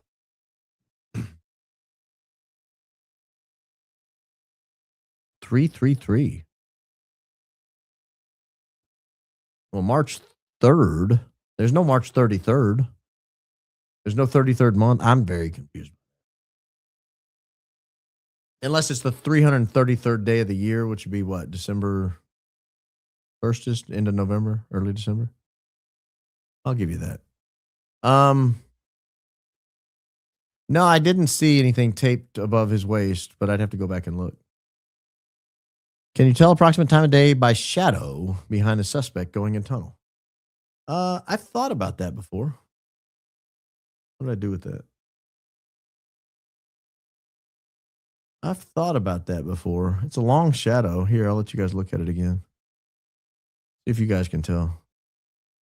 I did pull up at one point the azimuth and the altitude of the sun on this day, but it's hard with the stairs and all that to know exactly how long that shadow is. But it looks early to me. It does not look noonish. I mean, noon, you would think the shadow would be much shorter, but I'm not a math expert. I would love someone to do that research and get back to me. I truly believe Tyler was not supposed to survive that day. However, he and his family had the fortitude to turn him in. I agree with you. I think he got in the wrong place at the wrong time, and he was cooked. Hi, but bearing with all the guilty participants, how will anyone ever be able to be charged? It's like everyone had a hand in this or involved. Yeah, some of them may have just had an incidental hand or a hand they didn't know they had. I hope one of them comes forward. Bubba Barron has probably been said several times, but Tyler has moles, including one on his right jawline, versus the picture of the guy in the stairwell. No mole. Keep doing the Lord's work. No mole.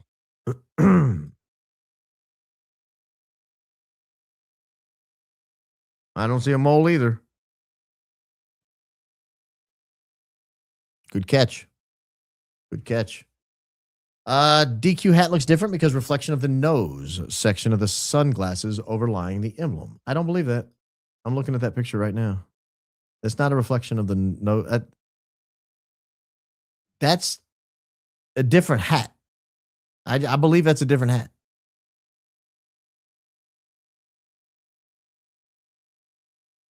Oh, that ain't a reflection. This never fails me. I've never failed when I'm looking at something closely. That has never failed me. That's like X-ray vision. That's a cheat code. You're wrong.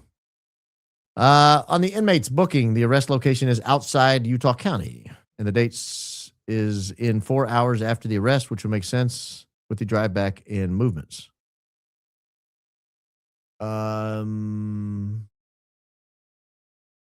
Yeah. But the original arrest time is 10 p.m. on September 11th. The arresting officer is Brian Davis of the State Bureau of Investigation. State Bureau, that's a hard word to say. State Bureau of Investigation.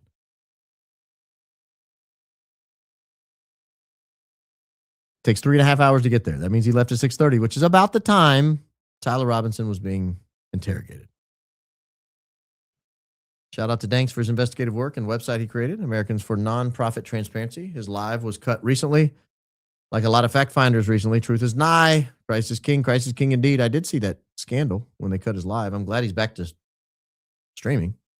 Hope he figures out what went wrong. Yeah, that show today was great.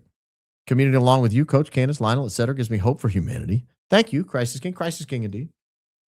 Yes, hell is coming with us. Got it. Yes, that's the tombstone quote. Edge, thank you. You went the wrong way on the dates. You need to look after September 10 to find the answer.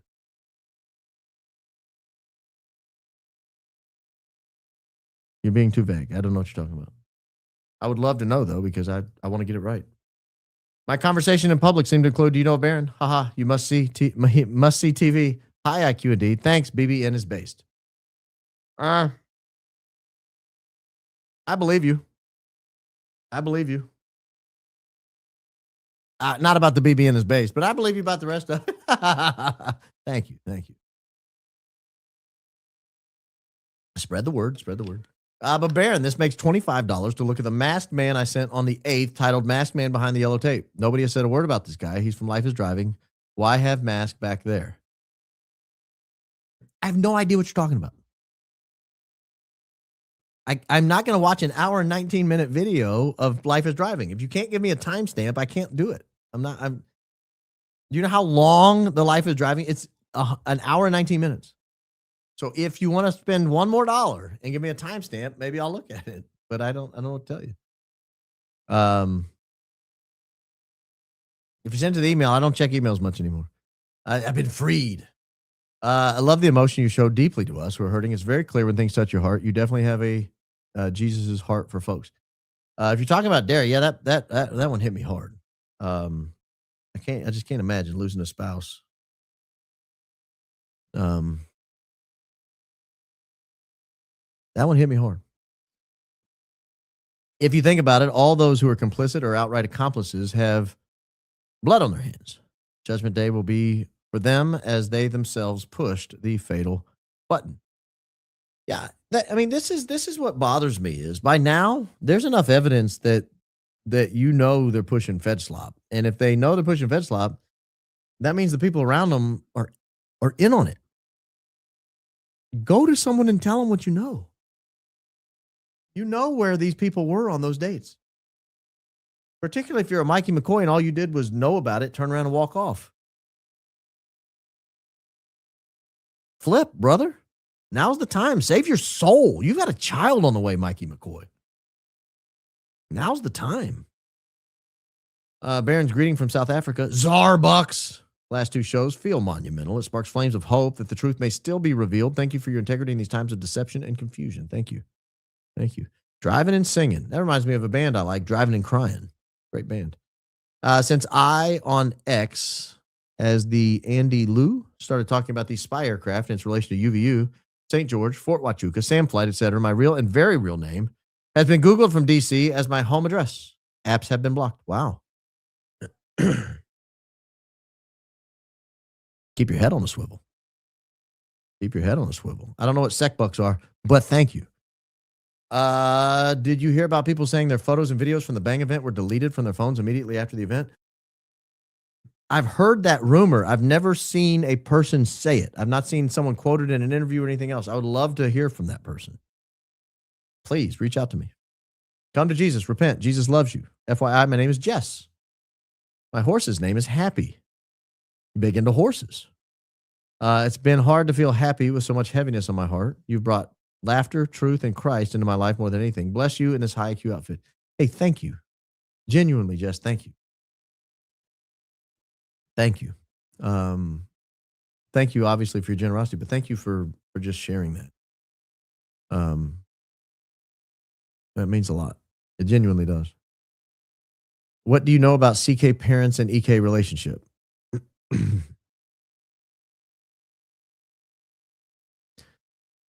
I don't know a lot of people in and around Erica who are very close with her.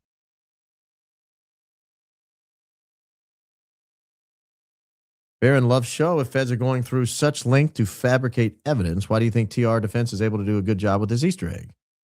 Were they not supposed to be in on it? I don't know if they were supposed to be in on it. I'm hoping they weren't supposed to be in on it. Have you thought about organizing some sort of bigger campaign of truth, working with other law tubers like the lawyer, Melanie Little, Runkle, Andrea Burkhart? She writes about it daily. Crisis King indeed. I'm busy. Like I don't have a ton of time to collaborate with people. I'm open to talking to people, sure. Please read my previous super. It's my first super. Did I miss it? Turning Joint USA. Did I miss one? How far? Well, can you give me a timestamp or something? I don't see it.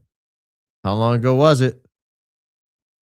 I don't see it. I don't want to go back too far. I'll get lost in where I am. I'm sorry. I don't know where it is. I've not skipped any today that I'm aware of. Sometimes I have to skip some. We're at the 3-hour mark. I might have to skip some here in a little bit. Jesse on fire. Charlie's alive narrative is deep state nonsense. They have to provide an alt theory, ideally a hopeful one to console people, but they have to control it. Beware. Christ is king. You the best, Brady. Baratti. Oh, Baratti. I don't think, I don't think Jesse's out doing some nefarious business trying to spread, something. I think he just believes he's cracked the case, and I don't agree with him. But I like Jesse, and I do believe there's some Fed sloppers out there that are intentionally causing chaos. I think the palm gun people are one of those people. Howdy, sir. At what point turn-in custody arrest would TR's phone have been taken? Pretty immediately, I would imagine. Pretty immediately. Thank you, Jillian. Danks also did good work on Salem Media Farah, of our greatest ally in connections with TPUSA. Yeah, he did. I did that whole show, though, and showed those exact same documents in January. He must not have seen it. I'll give him benefit of the doubt on that. But if you go back into a show I did in January, I did that whole show. And I thought he did a good job with it, but we'd already shown all that. I actually think we showed a few things he didn't show. I'm not doubting his integrity. I'm not saying he stole a show and did. I just think we both did the same show. That happens. But he did do a good job. We need a Fed slop anonymous to rehabilitate poor propagandized people. Gary could lead meetings once he realizes the truth. Hi, my name is Gary, and I'm a Fed slopaholic.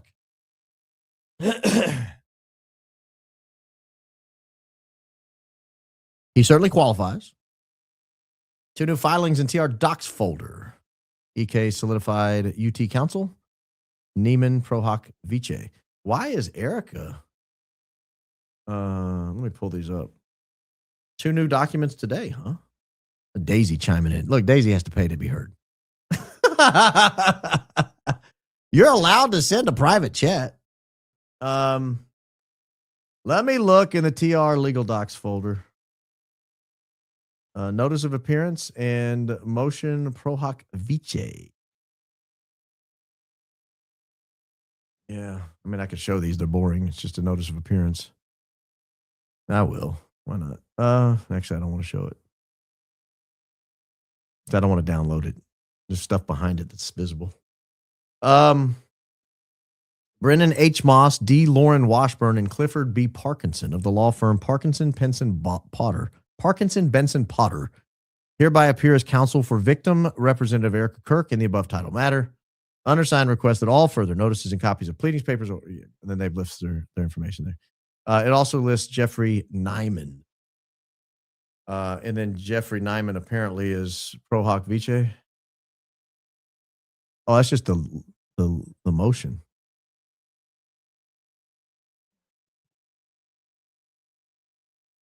Yeah, I don't know why they need 4 new attorneys on that. Let me look something.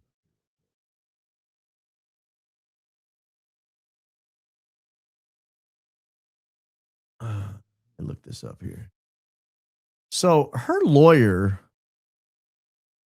So she just got a lawyer to file a pro hoc vice motion. And what that means is, and I've appeared pro hoc vice in like 10 different states, so this is not an uncommon thing. It says, I want to represent you. Like I tried a case in Ohio I referenced earlier today. I'm not licensed in Ohio. So there's a local lawyer and they vouch for you. And you submit and you say, hey, I'm licensed in Florida. I'm licensed in Alabama. I'm licensed in Tennessee. Here are my certificates of good standing. I've had no actions against me. I'm willing to abide by all local court rules. I'm willing to abide by all Ohio rules. And then the judge lets you come in, but you can only like work on that one case. You don't have like a general practice, a license to practice law in the state. It's just for the one case you're admitted. And some states go as far as saying you can only do it once in your life in that state. Here's what I don't understand about her lawyer. Her lawyer, this is Erica Kirk's lawyer. It's a guy named Jeffrey Nyman. Jeffrey Nyman is the attorney who represented a guy named Alexander Acosta. Alexander Acosta is the former U.S. attorney for the Southern District of Florida. He might not ever be known except for the fact that he oversaw the incredibly controversial slap on the wrist prosecution of Jeffrey Epstein. That's when he was, that's like why we know Jeffrey Nyman's name. And so he acted as the spokesperson and the lawyer for Alexander Acosta. I just don't know why she has to be associated with that. Like there's a zillion lawyers out there. You don't even live in Florida. You don't even live in DC. Why that guy? Why is he your lawyer? Why not somebody from Arizona where you live? Why a guy from Miami who represented Alexander Acosta?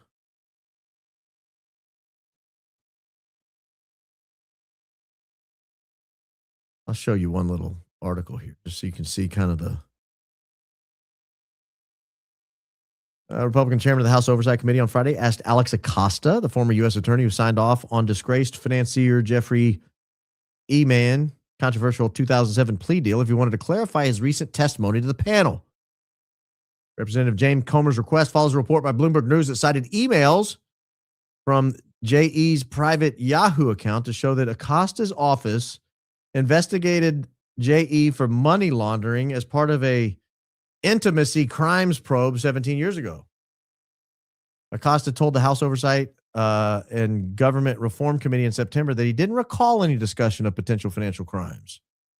Acosta's attorney, Jeffrey Nyman, responded on Friday to Comer in a letter, which was obtained by Bloomberg. Mr. Acosta's recollection was and is that the Southern District's investigation was focused on intimacy crimes that took place in Palm Beach. Yet, given the passage of time, this does not rule out prosecutors seeking financial records and investigating potential financial crimes as part of the ongoing intimacy crimes investigation. Nyman's letter also said that Acosta approved the terms of the plea deal that federal prosecutors offered J.E. in July 2007. In citing Bloomberg's reporting, he said the cadence of financial records request increased in August 2007. Nyman declined to make any additional comment on Friday.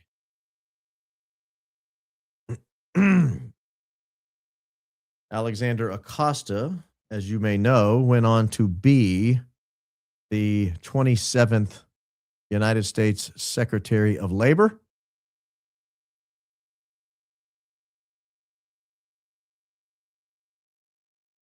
I just don't know. Like,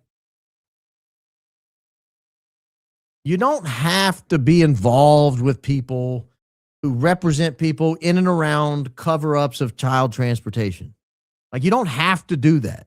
But every time you turn around, this woman is adjacent to this industry, this disgusting, horrific, criminal enterprise industry. Every time you turn around. The day after Charlie Kirk went down, guess who was seen on camera comforting her? The Marks guy, whatever his name is, running for governor of Colorado. What's his name?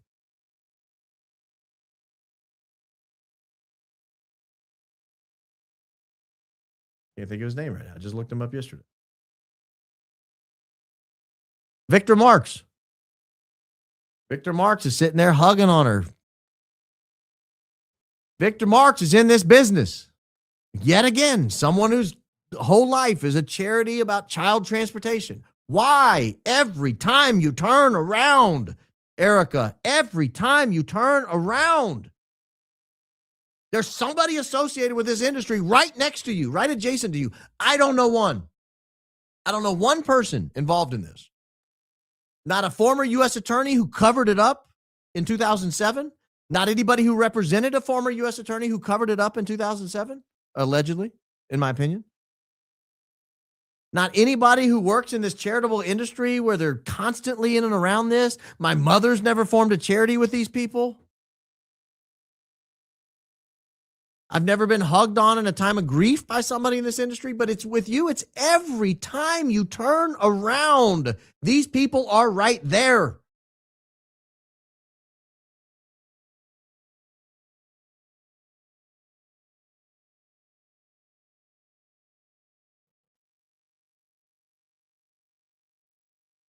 I believe Charlie said it best. There were 15 inexcusable occurrences that happened the day of JFK to accept the narrative that Oswald acted alone.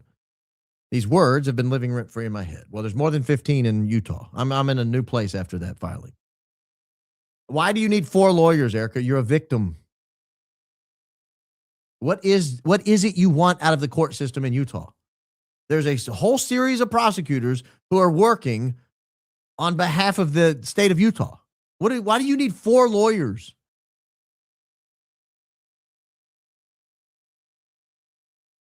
You think people don't subscribe because they need to remain anonymous? Yeah, perhaps. When can we? I'm not answering that question anymore. I will run the show how I'm in a bad mood now. I will run the show how I want to run the show. I will produce the content I want to produce. If you don't like it, there's Fed slop all over the place you can watch.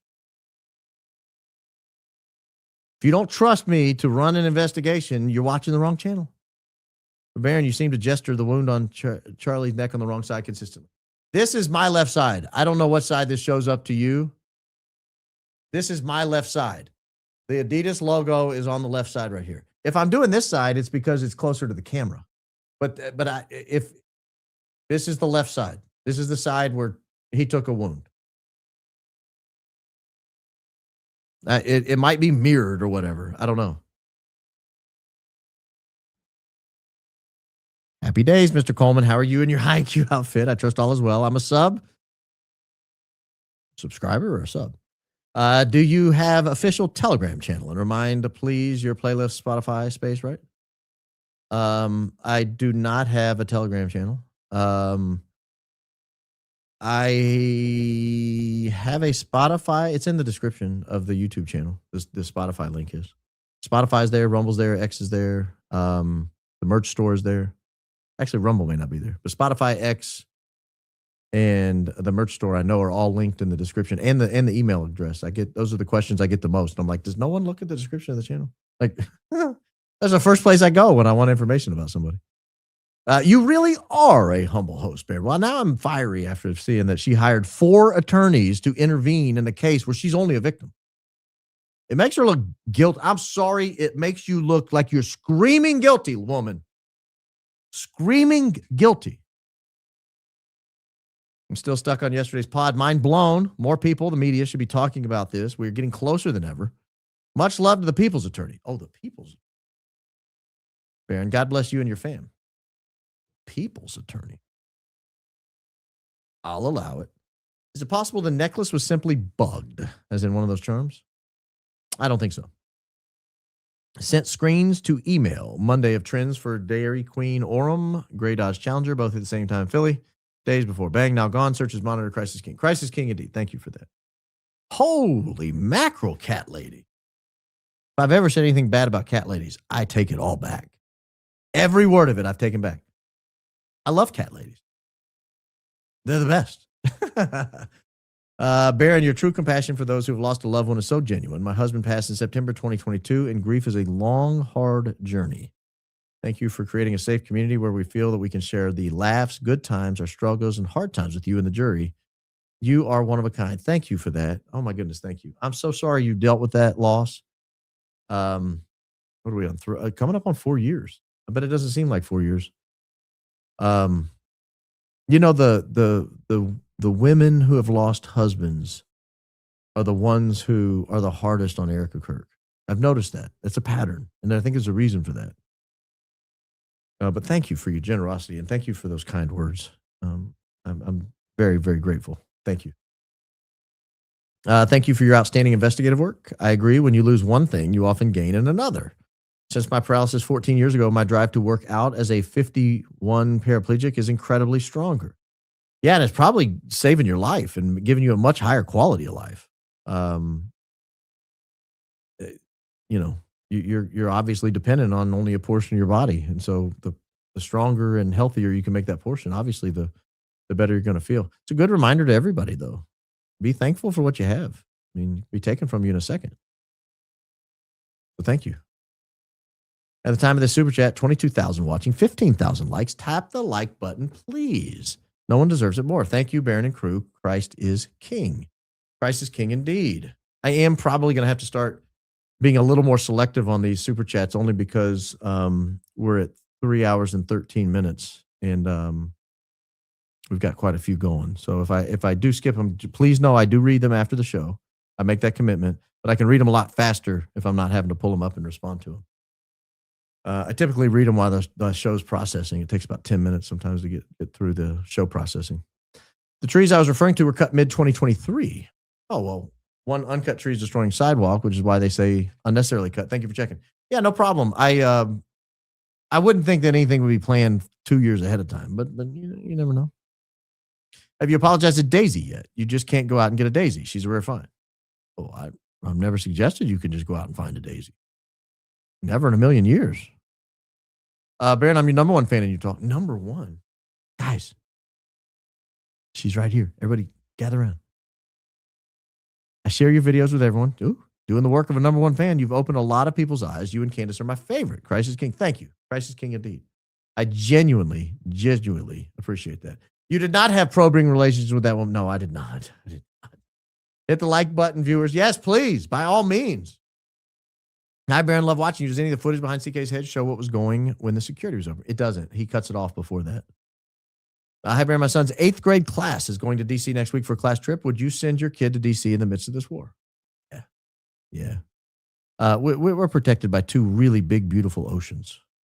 And D.C. is mostly pretty safe these days. Hi, Random. But do you think dates CO talked about was actual birthday versus adoption date? Please say hi to David, my 9-year-old with me watching. Advice for him from dad like you. He'd like to be pres and restore the country of Iran. Christ is king. Christ is king indeed. 9-year-old, my advice would be don't be president. Particularly in the last 40 years or so. We haven't really had an uncompromised president, it appears. So I fear that's what it takes to get there. Maybe by the time your 9-year-old hits the age of 35 and becomes officially qualified, he'll have an opportunity. But yeah, obey your mom.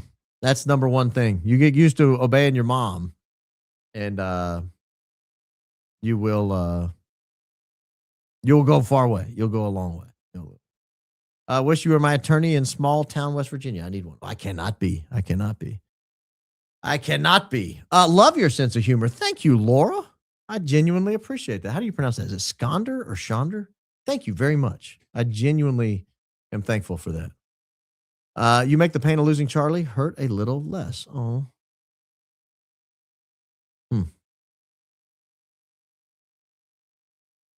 I take that as a high compliment, high praise. Adfleet, please make a video of Baron doing the Dirty Dancing dance. It would not look as good as it does in person. Shoot. I can do the little like where they scoot their hips to the side. Oh yeah, you've seen it. You know about it. The 6.5 millimeter I referenced the other day was the round used in Dealey Plaza. Way small than a 30-06. So thank you. Thank you for thank you for saying that. Candace told us to watch you, so here I am. I've caught up on your last 3 videos. Like them. Thanks for your commitment to help uncover the truth. Charlie ought to be proud to have had a few true friends. May his soul rest in peace. Yes, may his soul rest in peace. Pray for the repose of the soul of Charlie Kirk. Well, I'm glad Candace told you that. You should watch her as well. You should watch her as well. Thank you, New York Firecracker. Do you think it was a bit suspicious that DQ closed so quickly after TR was apprehended? It seemed to be managed similarly to the crime scene. Do you suppose there were possibly witnesses that would affect the timeline of the current narrative? Thank you for all you do. I keep hearing that Dairy Queen is closed. I've seen no evidence that it's closed. It looked quite active. I don't know if it's closed or not. I keep hearing that.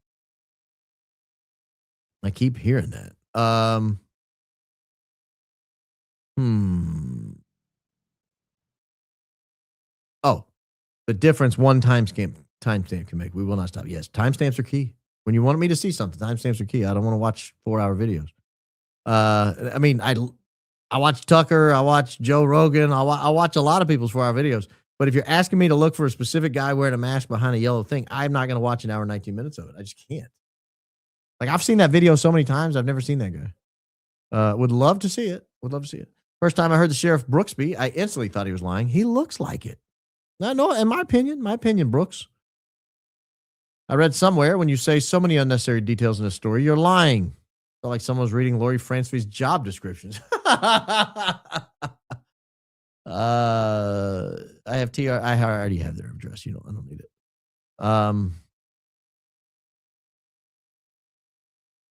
My birthday is in July. If you could make round 2 rollout happen quickly, stay max. Okay. We'll work on it. I really believe, unlike JFK and 9/11, someone will fold. The technology and eyes on this seem greater. I know someone at TP who does PR, and it was said it's chaos there right now. Keep pushing for the truth. It's coming. I'm hearing the same, honestly, from inside of Turning Point. That it is indeed chaos. I'm absolutely hearing the same thing. So you are not alone. You are not alone. That was a Michael Jackson song. I am here with you. If you've listened very long, you know I can't sing a lick. Like when I'm in church, people do this. They like put their hands over their ears. Baron, new member as of yesterday. What if the spy plane was called in to find Tyler because he went off script? I believe he wasn't supposed to live. Yeah, except the problem was it was 2.5 hours after he turned himself in. I think they were there to pick up evidence about what was going on around him. That's what I think. This is a good question. As a tech guy, I always wonder about the live streams all going down 2 to 3 seconds of the Big Bang. How, why? Axel related. I don't know. Great work. Yeah, that's a good question. I don't know. I've heard that they went down. I have not heard from someone who had it happen to them. I would love to see some footage or some podcast or some statement from somebody who said, man, darndest thing. I was live streaming and it went down right before it happened. I've heard it happened, but I've not heard from someone that it's happened. Take my money, Baron. Your laugh is worth it. Oh, thank you. Who's your truth seeker? I appreciate that. Good day from Ground Under. Your voice is a bastion of freedom from our globalist Gestapo Island. A Young Palestinian's Diary is available as PDF online and a great read. Thanks for all you do, Christ is King. Christ is King indeed. Yeah, I recommended that book yesterday.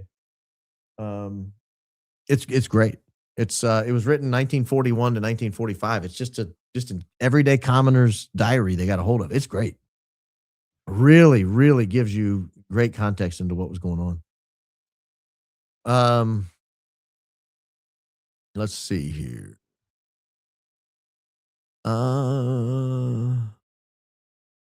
Love cooking with high IQ outfit, dinner time, especially when Baron is cooking as well. Dismantle the FBI. Let the state public solve it. FBI's full of lies. I've long been calling for dismantling the FBI, long before you guys ever knew my name. I was on the radio back in 2014 telling people dismantle the FBI. So, see, fifth Icelandic person to send you a super. Imagine how many are watching. Brilliant show once again. Your Majesty, King Baron. Finally, someone who recognizes the reality of the situation here. Thank you from Iceland. Someone asked yesterday a question related to the theory that CK might still be alive, and it's the only time I've seen you shut down a theory without fully explaining your certainty. What makes you so sure? Just curious. He's dead. I mean, he's just dead. I'm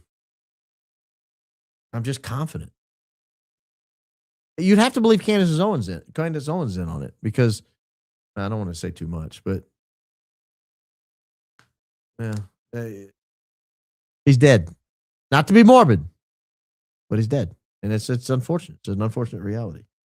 I don't think this is why Jesse's doing it, but I think as people believe that he faked it, it stops the pursuit of truth.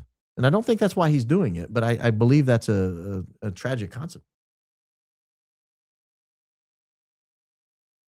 Thank you for all you do. My husband passed away last night after you read my chat. Holy mackerel. I'm back tonight listening, as always, feeling lost, but also with a sense of peace with this community of friends. We have 2 people in the audience who lost a husband in the last 24 hours.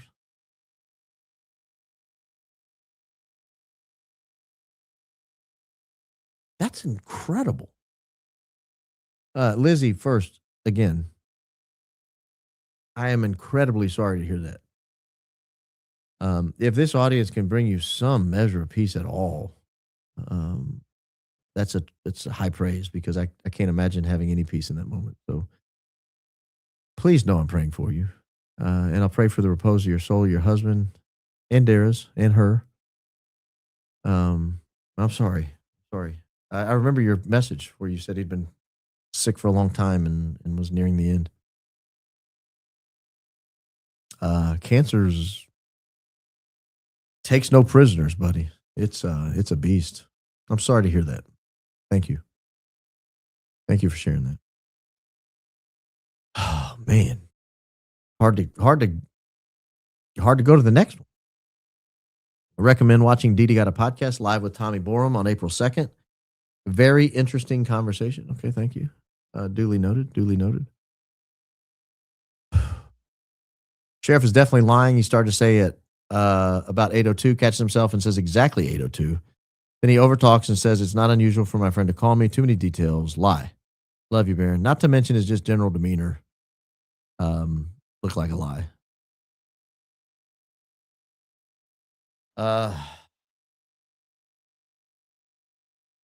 And yes, I watch every show, so I keep track of the Icelanders. You're huge in Iceland. Hey, there's only, what'd you say, 300,000 people in Iceland? Can't be that huge. Only be a little big in Iceland. But thank you. Thank you.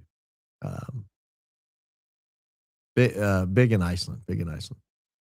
Did you hear the Minister of War Crimes, Hegseth, threatened the Vatican and referenced the Avignon papacy as a historical warning? Hegseth delivered the threat to Cardinal Christopher Pierre. No, I didn't hear.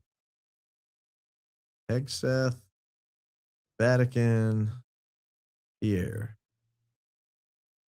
Wow. Pentagon threatened the Pope after he criticized Trump? You threaten an American Pope? Who threatens popes? Don't they get a free pass on everything? Oh, I'll read this with you. Relations between the U.S. and Catholic Church have not been the same since January, when senior U.S. defense officials shared an abrasive message with a Vatican official. Days after Pope Leo XIV delivered his State of the World speech, Undersecretary of Defense for Policy Elbridge Colby summoned Cardinal Christophe Pierre to the Vatican's U.S. representative, to a closed-door Pentagon meeting for a bitter lecture. The United States, Colby said, according to a blistering new report by the Free Press, has the military power to do whatever it wants in the world. The Catholic Church had better take its side. One U.S. official present at the meeting brought up the Avignon papacy, a period in the 14th century in which the French monarchy bent the Catholic Church into submission, ordering attack on Pope Boniface VIII that led to his downfall and subsequent death, and forcing the papacy to relocate from Rome to Avignon, a region inside France. Trump administration has taken issue with the Pope's critique of his militaristic proclivities. Defense Secretary Pete Hegseth and other top Pentagon Officials were particularly aggrieved by portions of Leo's January 9th speech in which the Pope argued that a diplomacy that promotes dialogue and seeks consensus among all parties is being replaced by a diplomacy based on force, and that war is back in vogue and a zeal for war is spreading. The blatant intimidation tactic is the first of its kind ever made by American officials of the Catholic Church, and it's shameful. There are no public records of any previous meetings between the Vatican and U.S. officials held at the Pentagon, let alone an instance in which a world power suggested it could force the Bishop of Rome into captivity. The Vatican was so alarmed by the Pentagon's warning that Pope Leo canceled his plans to visit the U.S. later in the year, reported Hale, who noted that many in the Vatican saw the Pentagon's reference to an Avignon papacy as a threat to use military force against the Holy See.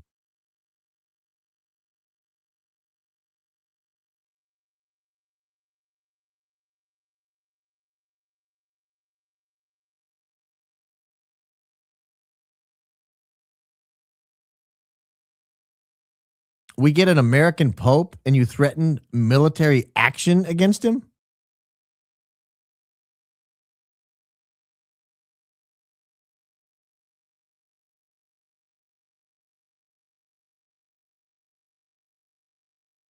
I'm going to pass on commentary until I've had a chance to digest that. I did not hear that.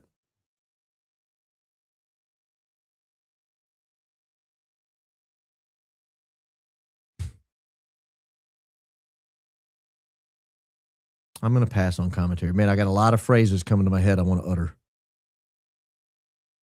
All this high IQ plane research is the reason Trump is modernizing aviation control. Yeah, probably. Boy, what a show.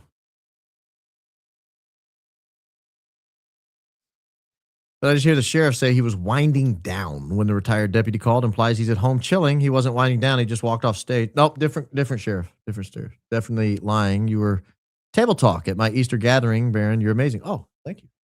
Thank you, Auntie Laish. No, you're thinking of the sheriff of Utah County who was just walking off the stage. He's the one that Bixby called. Bixby is the sheriff of Washington County, where Tyler surrendered. Before 6:25 p.m. Before 6:25 p.m.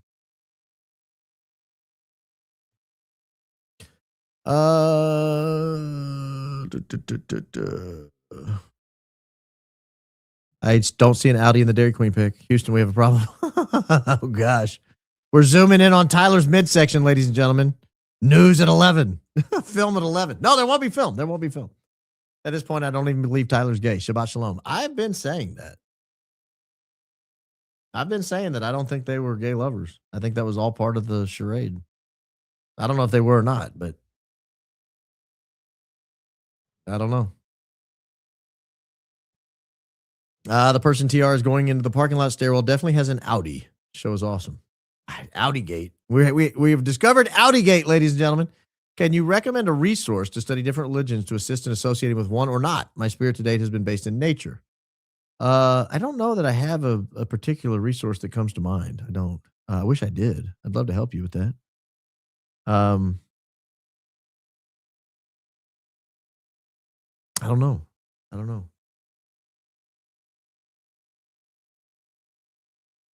Let me think about that. I don't know what this means, so I'm going to pull it up.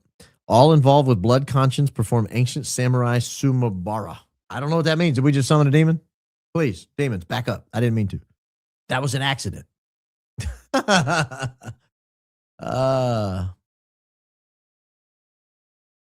First set of TR photos. CO identified in her opinion as a foreign young man visiting the local politician who was clearly involved. We see photos when they traced TR's footsteps. That is correct.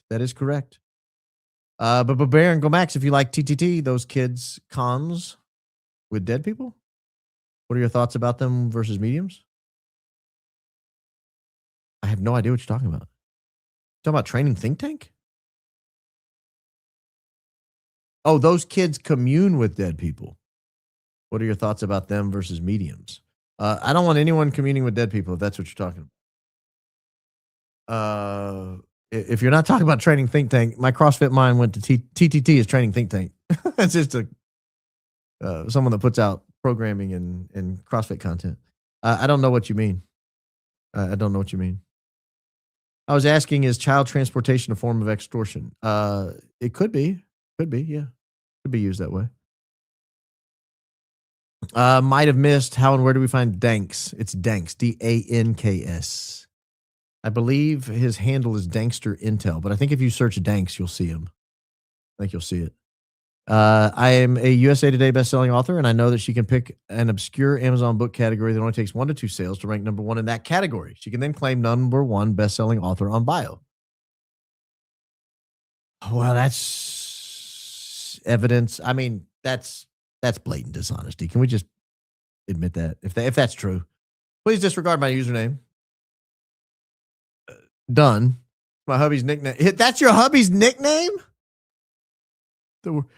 The word of the year for 2025 was slop. I wonder why. Also, thanks for the prayers. Hubs is deployed, but still safe. Thankfully. Thankfully, safe. Merch idea, Fed Slop Media. Fake news or Fed Slop Media is brain rot. Okay, thank you. Thank you. I appreciate that. Thank you, Penny in Vegas. Kudos from Huntsville, Alabama. Did you see Stooge Gary take you up on a convo short last night to say you're sorry regarding all lies and being attorney is bad luck to the bar, not his attorney? Huh? Say you're sorry? I'm not sorry. I don't know. I honestly don't know what you're saying. Take me up on a convo. I don't watch Gary. Nobody watches Gary. I mean, look at his numbers. Nobody's watching Gary. Why can't the exploding lapel mic be the source of the chain break? It can.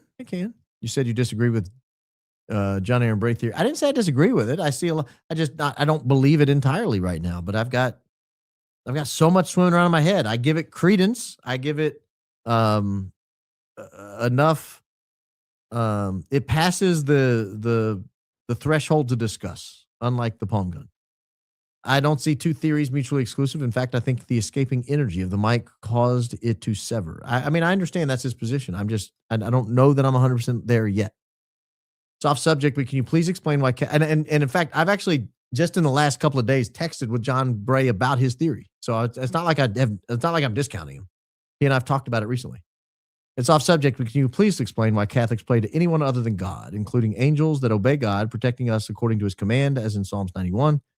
Appreciate all your hard work and humor to boot. I'll do this quickly. So we believe that people in heaven are more alive than we are, that they're aware of what's going on down here. There's evidence for that in Revelation. You have saints under the altar of heaven begging God to end the suffering on earth. How much longer are you going to let this go on? It said their prayers are going up before the altar like incense. So just like you would call Aunt Sue and say, Aunt Sue, will you pray for me? My husband's sick. We say, Mary, will you pray for us? My husband's sick. It's the same thing. On the off chance that Aunt Sue is not in a state of grace and her prayers are not effective in the moment, you've lost nothing by asking her. God knows your heart. He knows you're wanting people to pray for you. Same thing. On the off chance I'm wrong and nobody's up there listening and Revelation is being misunderstood. I don't think it is, but let's say I'm misunderstanding what that means. God knows my heart. He knows I'm begging someone to pray for me. So it's the same thing. Like if you've ever asked a neighbor to pray for you, it's the same thing. That's how I view it. And that's the answer. We're not praying to them. We're asking them to pray for us. In fact, if you've ever listened to the very beautiful Litany of the Saints, sung in Catholic churches, typically on Easter Vigil, it is gorgeous, but the crowd response is pray for us. And the cantor will say a saint's name, and then everyone will say, pray for us. Saint so-and-so, pray for us. Saint so-and-so, pray for us. It's beautiful. A beautiful, beautiful litany. Andrew Kovac today. Andrew Kovac. Is there an Andrew Kovac involved in this? Are you talking about Andrew Colvett? Do not underestimate the significance of Iran attempting to assassinate Donald Trump, whether they actually did or signaling their intentions. TPUSA questioning the narrative? I don't know. Has your discovery of TR lawyer's Easter egg convinced you they're genuinely representing him and not part of the plan? Christ is king. Christ is king indeed. It gave me great confidence in what they're trying to accomplish. Yes. The sheriff says he was winding down when he got the call. To me, that would be happening at home. How could he be winding down when he's lit? No, again, that's the sheriff. The sheriff walking off the stage was the sheriff who received the call from the other sheriff. The sheriff winding down is in St. George, Utah, not in Salt Lake City walking off the stage. That's a different sheriff. There's two sheriffs. One sheriff is at a press conference. The other is winding down. I'm trying to make that as quick as I can, as clear as I can, but apparently I have not. Alert. Amazing Mike and McCoy discovered in child's treehouse, wrapped in Rugrats blanket and soiled boxers, crying and sniveling and muttering. We're all cooked. Streaming the Real Baron podcast. That is highly likely. Baron, the whole TR and GZ reminds me of the film Push. Never seen it. Remember the character? I don't remember. I never saw it. The characters were only given their part to play, completely unaware of the whole script, unknowingly complicit. I believe that. Edge. Maybe Tricky Rick's rangefinder thingy was communicating with the plane. Maybe. I've not seen a rangefinder. Old movies, you say. Check out The Robe, 1953. Happy Easter, he's risen. Duly noted. Gen X Madfish became a member. Thank you. Our favorite is Live. Our shoes and all pictures Converse, like the news is blasting. The best I can tell, yes. Oh gosh, you were barely 17 when your mom passed? That's a terrible age to lose a child, to lose a mother. I'm sorry. That's when you need your mom the most, like 17 to 20. I'm sorry to hear that.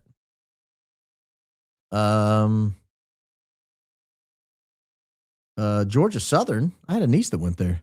TPUSA at my kid's college yesterday. Yeah, I had a niece that went to Southern. Frank says when he was looking at me, he was looking right through me. He was gone already. Then later says they told us he had a pulse. Which one is it? Christ is King. Yeah, and then he I think he realized he made a mistake. He's like, sometimes people are really strong and they could just start having a pulse. I don't trust Frank Turek. I don't like him, and I don't trust him. I've never seen onions treated like that and not cried while it's happening. Christ is King, go back. Christ is King, indeed. That's exactly right. Blood onions. Got him, but onions. Yeah, you'll cry when someone. Project Constitution, C&D letter, specifically not at or near. Yes. Does that count as NIRA? No, it does not. No, it does not. I've covered that. It does not at all count, is it? Baron, ADSB without adverts is possible. Hub can send details and Amazon link if interested. I am interested. I even donate to them because I use it so much. I'm one of those people that actually click the little donate button and I still have to watch the ads. I don't know how it works. I'm not very tech savvy. The feds left many breadcrumbs, more than collected after Christ's miracle of loaves and fishes. All kidding aside, it's like Mo, Larry, and Curly planned this.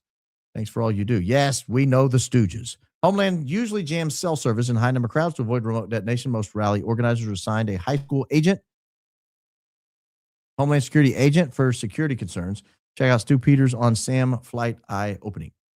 Yeah, but the problem is they were not jamming They were not jamming before that. I don't think they jam as much as, and maybe I'm wrong, but I always just thought it was like too many people crowding the towers. Got him right by the onions. Absolutely sent me. I was dying laughing. You've blown this case wide open. Good, sir. Thank you. Christ is King indeed. EK video of sonogram with her maiden name said it was done at Camelback Women's Health. Maybe a shout out to the employees during the 8 months she went missing. Could explain the child of the Trump rally. That would be about the right age. That would be about the right age. Camelback. Where's Camelback Women's Health? Phoenix. That makes sense. The belly button looks like a hernia. Oh, gosh. We are deep into belly button gate. Mr. Barrett, I humbly suggest an opening with the origins of the Miranda rights, highlighting the irony that the suspect in Miranda's killing invoked them and avoided prosecution. Thanks for your awesome work. Thank you. That's a good case. I think we can all tell how the sheriff is lying. I don't know about you, Baron, but after a long day at work and I'm winding down at home, not on. Yeah, so it's not, again, two different sheriffs. Winding down sheriff, Washington County. Not winding down sheriff, stage at press conference. Winding down sheriff gets call from retired deputy. Not winding down sheriff on stage with Cash Money Patel. Winding down sheriff then calls not winding down sheriff after the press conference. I don't know how to make that any more clear. I apologize if I was unclear. I think it's the same hat, but the sunglasses are wrapped around the cap, resting on the visor in the pic at the Dairy Queen. I don't think so. Let's decorate that office. Semi-retired interior designer. I'd fly out and do it in the weekend with a little of your help. Greens, reds, and browns. Masculine library. Have Candace check me out. I would need a professional decorator because I don't want to do it. I don't want to do it at all, Tid Brits. I don't want to do it at all. Maybe you can send advice into the email. Interior decorator. Put that in the subject line. I'll look for it. Do you know anyone who has seen EK's kids recently? No one seems to mention them anymore. Yes, I do. Even if we prove who killed CK, IMO, EK, TPUSA, security, and FBI, how can we even bring a charge against everyone? Einstein files prove many are criminals and no charges, jail sentences, citizen's arrest. Don't do a citizen's arrest. I highly recommend against it. Highly recommend against it. B, the reason Zen was wearing his shorts, magic underwear. What magic underwear? What are you talking about? Is because he's LDS Mormon, which connects to, that's the shorts? Oh, I didn't realize that. Makes more sense how he's involved now. Okay. Yeah, I noticed he was wearing something that I'd never seen before. I'm sure magic underwear is a pejorative. You're not supposed to say. But I was unaware. I'm not Mormon. I don't know.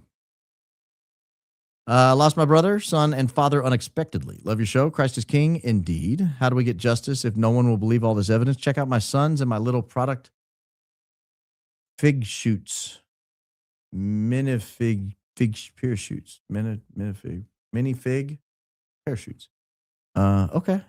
If it's in that picture, I can't see it. It's way too. I'm sorry.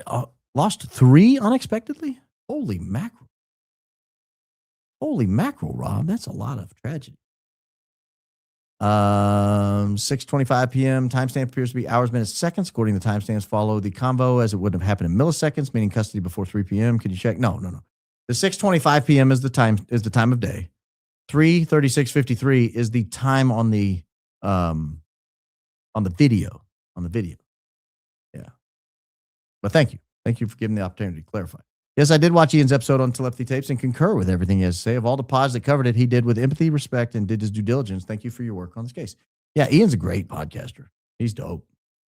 Hey, love your show. I'm glad haters don't bother you, but if they do, get Nikki from In Cahoots podcast on them. She said she's your black niece and calls EK Erica Regina Pinocchio Kirk. Okay. I'll have to check out Nikki from In Cahoots. I've always needed a black niece. Baron, dire wolves are back. Oh, I didn't know that. Joe Rogan, episode 2301, April 7, 2025. Guest Ben Lamb, CEO of Colossal Biosciences, genetically edited with gray wolves. Game of Thrones also had dire wolves. Well, that's terrifying.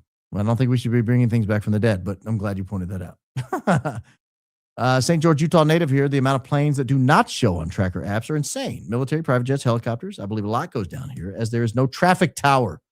Interesting. Now we're cooking with grease. Thank you to all who shared their pain with us tonight. I agreed. Thank you. It makes us a very unique community. I'm proud that each of them trust us with their vulnerability. Correct.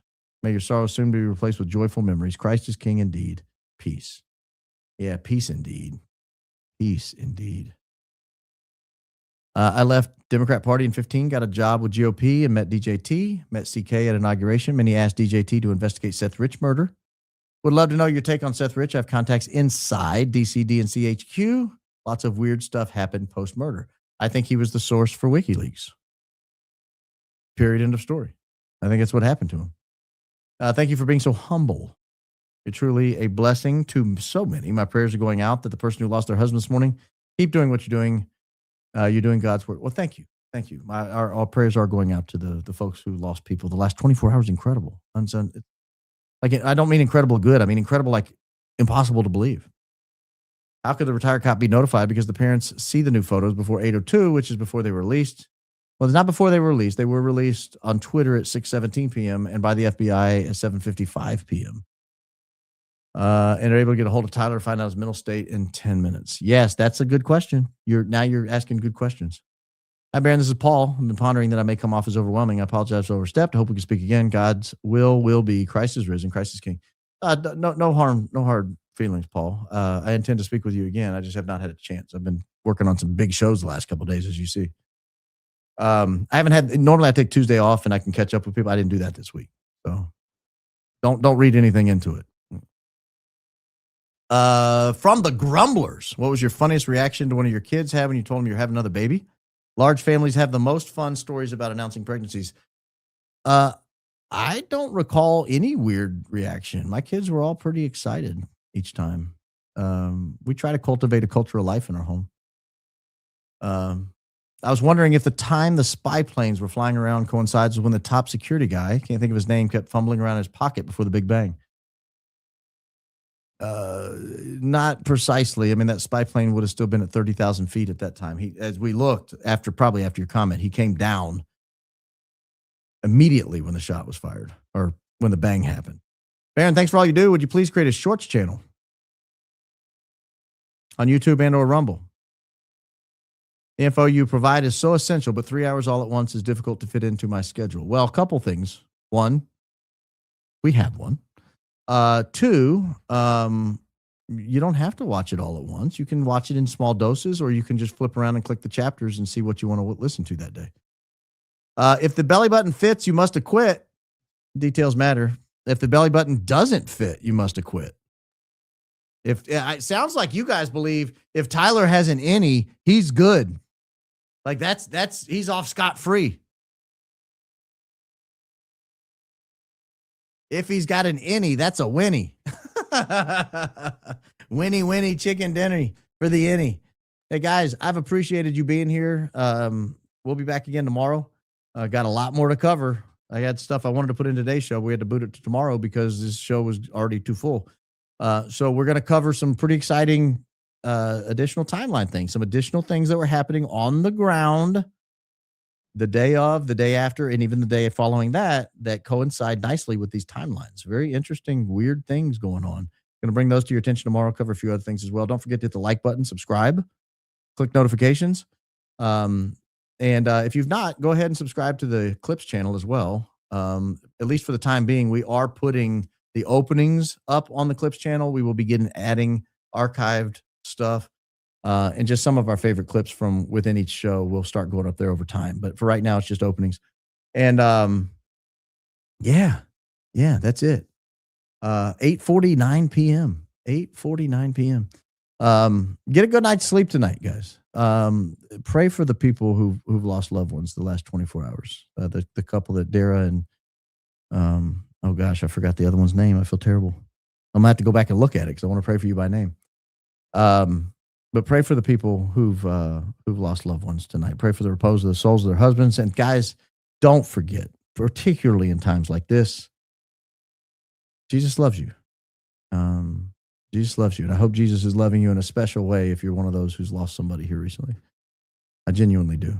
But that's it. That's all I got tonight. So we will see you tomorrow, probably around 5 o'clock-ish, if I can make it work at the same time. Have a good night, guys.